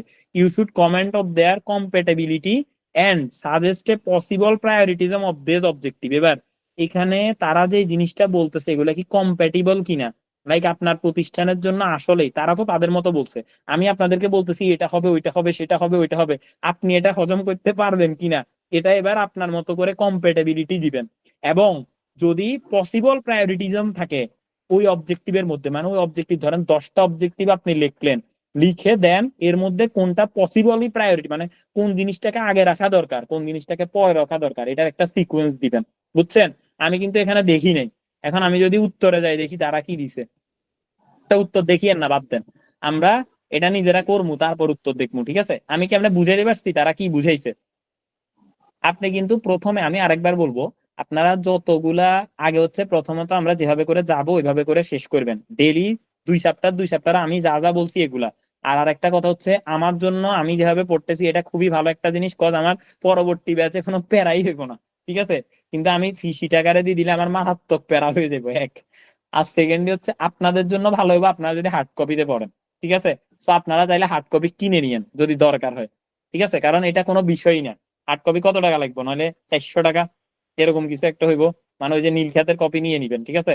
সো এটার মধ্যে দাগাইয়া পড়বেন, নিজের মধ্যে কনফিডেন্ট আসবে যে হ্যাঁ আমি বই পড়ছি, পুরা বইয়ে আমার অধিকার বা আয়ত্ত আছে। আমরা কিন্তু শীটই যাব, এক কথায় শীটটাই বই। দাগানোর অভ্যাস তো সিএল থেকেই হয়ে গেছে। হ্যাঁ ওইটাই, দাগানোর অভ্যাস তো সিএল থেকে আপনাদের হয়ে গেছে, এটা তো আমি জানি। তো এখন এই পিএলও এভাবে করে আপনাদেরকে দিব। সিএল তো এভাবে লাইন বাই লাইন ছিল না, তাই না? এভাবে ভাইঙ্গা ভাইঙ্গা দাগানো লাইন পাইছেন আপনারা, পান নাই। কিন্তু পিএল এবার সেটাও পাবেন আরো। হুম। বিএসটির জন্য প্র্যাকটিক্যাল যে চ্যালেঞ্জটা ফেস করতে হবে বলে মনে হচ্ছে পরীক্ষার আগের দিন, যেহেতু বইটা অনেক বড়, তো আমি মানে কোন কোন পেজে দাগাইছি এটা এনশিওর করার জন্য আমার অলমোস্ট প্রতিটা পেজ উল্টানো লাগবে। সো এইটা একটা বড় চ্যালেঞ্জ হবে। আচ্ছা, না এটা একটা ঠিক কথা বলছেন। তবে মানে এমন না যে একটা পেজ আর আরেকটা পেজের গ্যাপ হয়েছে অনেক বেশি, তা কিন্তু না। যেমন আমি আপনাদেরকে যদি উপরের চ্যাপ্টারে যাই, মানে প্রত্যেকটা আপনি দেখেন, এই চ্যাপ্টারে যদি যাই, উপরেরটাতে এখন আর না যাই, এখানে দেখেন প্রথমটার থেকে পরেরটাকে অনেক বেশি গ্যাপ ছিল না কিন্তু।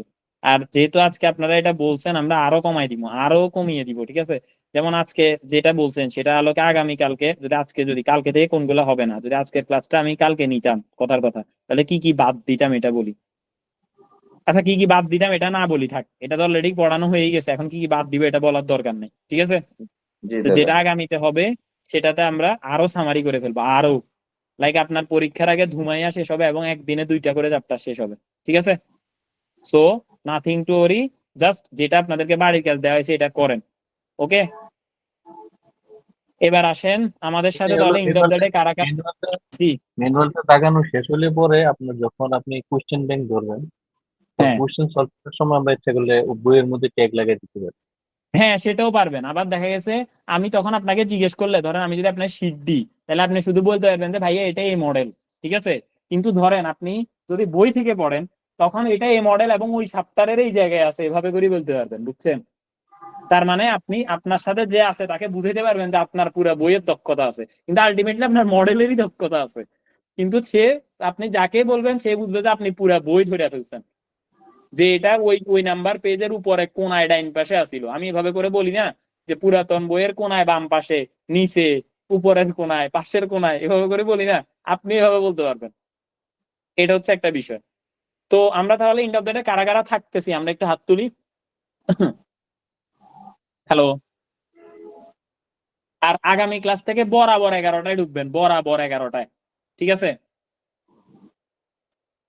পলাশদা আমরা থাকতেছি না? আচ্ছা, মামুন ভাই। দাদা আমি নেক্সট ক্লাসটা একটু দেখবো এই কোর্সটার জন্য। আচ্ছা, আপনি নেক্সট ক্লাসটা দেখবেন। ওকে ওকে, সমস্যা নাই, আমরা নেক্সট ক্লাসে। আর তারপর আর বাকিরা আর কে কে আছে দেখি। আবু জাকারিয়া ভাই, আপনি কোনদিন কথাই বলেন না, মানে আমি কোনদিন কথাই শুনি না আপনার। আপনি দেখি পিএল এর ক্লাসেও ঢুকেন, সিএল এর ক্লাসেও ঢুকেন, অ্যাডভান্সড এর ক্লাসেও ঢুকেন, কিন্তু কোনোদিন কোনো কথা বলতে শুনি নাই। আচ্ছা, আরিফ নয়ন ভাই আছেন? দাদা আর একটা কাজ করা যায় কিনা আপনি একটু পরে অ্যানালাইসিস করে দেখেন, যেটা বাজারে বলেন। ট্র্যাডিশনাল যে শিটটা আছে হ্যাঁ ওই শিটটার সাথে আমাদের যে সময় ধরেন পেড গ্রুপ একদম খোলেন, ওই শিটটাই হ্যাঁ। আমাদের পড়ালেন, ওর সাথে আপনি যেগুলো অ্যাড করতে চাইছিলেন ওই শিটে তখন আমরা ও লিখে নিলাম। হ্যাঁ হ্যাঁ হ্যাঁ, ওইটা করে দিতে পারি। হ্যাঁ, এটা একটা ভালো জিনিস। মানে ওই শিটে যা আছে সব তো আছেই, সাথে হুম। যেগুলো অ্যাড করবো ওইগুলো দিয়ে দিব। হ্যাঁ হ্যাঁ হ্যাঁ, এটা করা যায়। আর ওই শীটটা আপনাদেরকে দিয়ে দিলাম, এটা তো আমার শীট নয়, এটা হচ্ছে ইকবাল ভাইয়ার শীট। হ্যাঁ সো ওটা এটা তো দিয়ে সবার দিলাম। কাছেই আছে। বুঝলাম না হ্যাঁ ভাইয়া, আচ্ছা, আমি বুঝি নাই কোন শীটের কথা বলছেন, আমার কাছে কোনো শীট টিট নেই। একটা শীট আছে, আচ্ছা আপনি পাইয়া যাবেন, ওইখানে প্রায় 38টা নাকি 39টা মডেল দেওয়া আছে, ঠিক আছে? তো ওই শীটে যা যা মডেল দেওয়া আছে এগুলা তো আমরা পড়বোই, সাথে আরো কিছু এডিশন আছে। তো দাদা এখন যেটা বলছে এটা একটা ভালো দিক, তাহলে হচ্ছে এখানে আমার কিছু ভাইরাল হইলো না, ওনার শীটটা গেল, আর আমাদের যেটা থাকবে ওইটা জাস্ট আমি আপনাদেরকে আলাদা করে, ওইটা তো বইয়ের মধ্যে বলে দিচ্ছি যে ওই শীটের বাইরে থেকে বইয়ে এই জিনিসগুলো আছে, শেষ। তাহলে শীটটা একটু ক্লিয়ার না? গ্রুপে শেয়ার করে দিন। শীটটা দিয়ে দিব, হ্যাঁ কি বলেন, এটা হইলে তো বেটার হয়, এটা একটা ভালো আইডিয়া, হ্যাঁ খুবই ভালো আইডিয়া দিচ্ছেন। ওই যে সাপও মরলো আপনার লাঠিও ভাঙলো না। হ্যাঁ হ্যাঁ ওইটাই, তাহলে মানুষের মধ্যে একটা রিল্যাক্স থাকবে, হ্যাঁ এটা ভালো জিনিস। এবং প্রয়োজনে এই যে আজকে আমরা যেগুলো পড়ছি এগুলো ওই শীটের কোথায় আছে সেটাও আমি বলে দিতে পারবো, বুঝছেন? সো তার মানে আপনার বইও পড়া হইলো, ওই শীটও পড়া হইলো, আমার যেটা এডিশন আছে ওইটাও পড়া হইলো, মানে আলটিমেটলি আমরা শীট ধরে এগোচ্ছি, কিন্তু এগোচ্ছি বইতে। ভালো জিনিস, হ্যাঁ থ্যাংক আমাদের ইউ ভাইয়া, আলটিমেটলি এই পাস আইডিয়াটা করা অনেক ভালো। দরকার, এটা যেমনে করার এটা আপনি বুঝে দেন, ঠিক আছে? ঠিক আছে ওকে, তাহলে মামুনুর ভাই আমরা আসি। আশা পাইলাম এখন বেশি, আগেও পাইছিলাম, এখন আর একটু ভাল লাগলো। আচ্ছা হ্যাঁ ওইটা হবে। আর পার্থদা আপনি কি ঘুমাই গেছেন? ও না, পার্থদা হাত তুলছে, সরি। রিফাত ভাই তো টাকাই দিছে, আচ্ছা যাই হোক। জারিনা আপু আছে, মনিরুজ্জামান ভাইয়া আছে, ওকে। তো আমি হচ্ছে জাস্ট আমার আপনারা যারা যারা ইন্টারেস্টেড, জাস্ট এ সেকেন্ড। ও আচ্ছা, আমার এখানে তো সেলুলার নাই, ট্যাব তো। আচ্ছা দেখেন, তো আপনারা যারা ইন্টারেস্টেড তাদেরকে হচ্ছে 01628989565 এই নাম্বারে হোয়াটসঅ্যাপে নক দেওয়ার জন্য অনুরোধ জানাচ্ছি যারা ইন্টারেস্টেড। তো আমি জাস্ট স্ক্রিনশটটা আপনি একটু নিয়ে নেন, জাস্ট একটা স্ক্রিনশট নিয়ে নেন, আর কিছু লাগবে না। আশা করি নিছেন। ওকে, আশা করি আপনাদের নেওয়া হয়ে গেছে। এবার আমি জাস্ট একটা জিনিস একটু দেখি, দাও আপনারা কি ক্লাসে আছেন নাকি ঘুমাই গেছেন? দাদা আছে দাদা, একটু অন্য ক্লাস সম্পর্কে একটু ইন্টারাপ্ট করে, ওই যে আজকে এফএআর বলেন। ক্লাসে হুম। ওই যে অনেকগুলো শীট নাকি আপনার কাছে দিছে, এ বললো নাহিদ ভাই। আমি দিয়ে দিব আজকে রাতেই, আমাদের পেড আপনারা গ্রুপে পেয়ে দিয়ে যাবেন। দিয়েন, এবং আমার হ্যাঁ মানে রিকোয়েস্ট থাকবে আপনি যদি পারেন ওনার কাছ থেকে যে ক্লাসগুলো হয়নি এখনো, আমরা যারা পেড গ্রুপে হ্যাঁ আছি সেই হ্যাঁ শীটগুলো যদি নিয়ে নিতে পারতেন তাহলে আমাদের ওই ঠিক হার্ড আছে কপি দেখে তাহলে আমি পড়তে বলে দিব। সুবিধা হতো। ওকে একবারে আমরা আমি প্রিন্ট দিয়ে দিতাম, একটা বই আকারে বাঁধাই দিতাম বা একটা শীট আকারে, সুবিধা হতো। এটা তাহলে হলে এটা ভালো করে হয়, নিব। হ্যাঁ থ্যাংক ইউ। শীট না, এটা ভালো ছিঁড়ে আইডিয়া ফেলে বলছেন যায়। ভাই, আপনি তো পলাশ তো মারাত্মক লেভেলের আইডিয়া আছে। যাই হোক, যেমন ধরেন উনি এই মাত্র না, যেটা মেইনলি দিছে আর একটু যারা আগে যেটা যারা দিছে। পড়াশোনা করে, যারা প্রতিদিন পড়াশোনা করে এবং মানে পরীক্ষার জন্য টার্গেট নিয়ে স্টাডি করে, তারা সবাই কিন্তু এই পলাশদের মতো এরকম সবাই আসলে চেষ্টা করে এবং হচ্ছে নতুন নতুন জিনিস এবং পাস করার জন্য যে টেকনিক গুলো আসছে বের করে ফেলে। না এটা একটা ভালো দিক। পলাশ দা আপনাকে থ্যাংক ইউ সো মাচ, আপনি আজকে আমার দুইটা আইডিয়া দিয়েছেন এবং all of them are fruitful. তো আমি ধরে নিলাম মনিরুল ভাই আছে, কারণ আমি জানি পরের ক্লাসে মামুনুর ভাই, কারণ পরের ক্লাসে ওনার পুরো স্যাটিসফ্যাকশন চলে আসবে। আরিফ নয়ন ভাই তো অলরেডি আছে, এটাও আমি জানি। রিফাত ভাই টাকা জমা দিছে, ওইটাও আছে। আরিফ নয়ন ভাইও আছে। সো এখানে আবু জাকারি, আমি ওনাকে ঠিক চিনতে পারতেছি না। আর এখানে দুইজন আছে। মিন্টু দাদা, আপনি তো মনে হয় অ্যাকাউন্টিং এ বা অ্যাসুরেন্সে আছেন তাই না, অডিটে? মিন্টু দাদা আছেন? আমি হ্যাঁ অডিটেও আছি, অ্যাকাউন্টিং এও আছি। আচ্ছা, আপনি কি বিএসএ থাকবেন? বিএসএফ একটু ক্লাস করতে দেবে, এটা কত মার্চ মাসের মধ্যে কি শেষ হয়ে যেতে পারে? মার্চ মাসে শেষ হবে না ভাই, এপ্রিলের 10 তারিখের মধ্যে শেষ হবে। এপ্রিলের 27 তারিখে পরীক্ষা। আহ, আচ্ছা 10 দেখি তারিখ চাই বা আপনার 15 তারিখের মধ্যে শেষ হবে, এপ্রিলের 27 তারিখে আচ্ছা, পরীক্ষা। আর ফ্রি ক্লাস আর কয়টা দিবেন? ভাইয়া এপ্রিল 17 তারিখে, আমি কি ভুল 27 বলছি? তারিখে 27 তারিখে 27। হ্যাঁ আচ্ছা, এবার হচ্ছে যে দেখি দাদা ইন্টারেস্ট আছে, আমি ওই অ্যাসুরেন্স আর এপিআর নিচ্ছি, তো দেখি একটু মানে অ্যাডজাস্ট করতেছি আর কি, একটা দুটো দেখে আর দুই শিওর, একটা ক্লাস তবে ইন্টারেস্ট আছে আর কি। অবশ্যই আপনি নেক্সট ক্লাসে আপনাদের সবার ক্লিয়ার হয়ে যাবে। আর জামান আর ভাই আপনি, আমি আপনাকে একটু আমি একটা বলবো। থিঙ্কিং আছে, এটা হচ্ছে যে তবে নোবেল এপিআর দা, আমাদের ওই অডিট তো মনে হয় একটু এইগুলো তাড়াতাড়ি শেষ দেখি। হয়ে যাবে, তাই না? হ্যাঁ অডিট আগে শেষ হয়ে যাবে, অডিট ধরম অডিট করে আগে শেষ শেষ হলে হবে। তখন আবার বিজনেস স্ট্র্যাটেজি সময় পাওয়া যাবে। হুম। ভাইয়া আমি কি করব, আমার যে অনেক কিছু বাদ আচ্ছা, হচ্ছে। আপনারটা আমি পরে বলতেছি, জারিনাপুরটা। আচ্ছা, তারপর এই আরেকজন কি যেন আছে, এই আপনি পরে একটু পর আমার কল দিয়েন জারিনাপু। আর হচ্ছে যে আপনার আবু আবু যিনি আছেন উনি তো কথা বলবেন আমি বুঝছি। জামান নামে যিনি আছেন আপনি কি শুনতে পাচ্ছেন ভাই আমার কথা? আচ্ছা ওকে, তা আমি এখানে দেখতে পাচ্ছি দাদা তাহলে আমরা একটা কে কথা, ওই যে ইসে বিজনেস বলেন। স্টাডিজে যে আমরা আমাদের তো এই যে প্রফেশনাল লেভেলে আপনি সিএল লেভেলে যে চ্যাপ্টার 4 পড়াইছেন ওইটার কি মানে ওইটার যে ডকুমেন্টসটা ওটা কি আপনারা এই বিশে দিয়ে দিবেন, আমাদের হোয়াটসঅ্যাপে দিয়ে দিবেন নাকি? হ্যাঁ হ্যাঁ 8, হ্যাঁ দিয়ে দিব। আচ্ছা ওকে আমরা 8 জন আছি, that is more than enough to continue. ঠিক আছে ভাই, দেখা হবে তাহলে আমাদের নেক্সট ক্লাসে। একটা ধুমাইয়া ক্লাস হবে, আপনারা জাস্ট ওইটার জন্য রেডি থাকেন। ওকে, নেক্সট ক্লাস থ্যাংক কি ইউ সো মাচ। 5টায় হবে? নেক্সট ক্লাস তো মানে রমজানে রোববার দিন রমজান পড়ে যাবে, তাহলে কি আমাদের ভোর আচ্ছা ভালো 5টায়? কথা, ও আমাদের নেক্সট ক্লাস হচ্ছে ভোর 5টায় হবে, ভোর 5টায়। বাই দ্য ওয়ে কালকে সাইয়াদ মনিরুজ্জামান ভাই আমাদের নেক্সট ক্লাস মানে রোববার আমাদের পুরা রমজানে ভোর 5টা রোববার কি বাজে হবে দিবাগত রুটিন রাত্রির অনুসারে। পরে দেয়?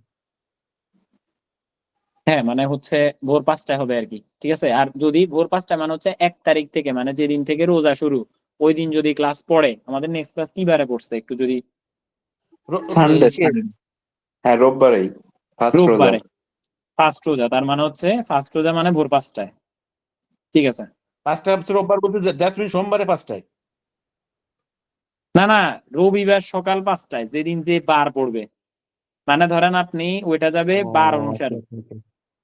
মানে কি বার ধরেন। শনিবার দিন যে রাত্রে ওই রোববার সকালে। আচ্ছা মানে আমি বলি আপনার মোবাইলের উপরে তো 12টা বাজলে এখন দিন শুরু হয়ে গেছে না, এখন কত চলে জি বৃহস্পতিবার না। তা আপনি যখন যখন আপনার মোবাইলের এটাতে উপরে রোববার থাকবে হয়ে যাবে। কি বার, রবিবার, ঠিক জি আছে, বুঝতে পারছি। তখন ভোর হ্যাঁ 5টায় শেষ।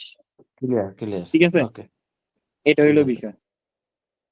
ঠিক ওকে আছে। দেখ, সায়াদ মনিরুজ্জামান ভাই আপনি কি কিছু বলবেন ভাইয়া? তাইলে আমাদের মানে ক্লাসটা আপনি বলতেছেন কয়দিন হবে, সপ্তাহে? এটাকে আমি বুঝতে 2 দিন পারলাম হবে, না। 2 দিন হবে ভাইয়া, সপ্তাহে 2 দিন। একটা রোববার আর একটা আজকে কি বার? আজকে আজকে বৃহস্পতি, সরি বুধবার। বু- রোববার আর হচ্ছে বুধবার। ও আচ্ছা, তার মানে রোববারও 5টা হবে, পরবর্তী বুধবারও 5টায় হবে। হ্যাঁ হ্যাঁ, মানে পুরা রমজানের 1 মাস ভোর 5টা বাজে রবি আর বুধ। আর 5টাতে কয়টা পর্যন্ত হবে? 6:30। ঠিক আছে। ঠিক আছে, তাহলে আমরা আছি তো সবাই। কি জি ভাইয়া? আচ্ছা। ওকে, থ্যাংক ইউ সো মাচ ভাইয়া। আশা করি সবাই মিলে একটা হুলস্থুল রেজাল্ট নিয়ে আসবো by the grace of almighty, মানে ম্যাসিভ সাকসেস নিয়ে আসবো। ওকে, সকলকে তাহলে শুভকামনা জানিয়ে আজকের মতো আমরা আমাদের ক্লাস এখানে সমাপ্তি ঘোষণা করতেছি। আসসালামু আলাইকুম এভরিওয়ান। আসসালাম। Thank you.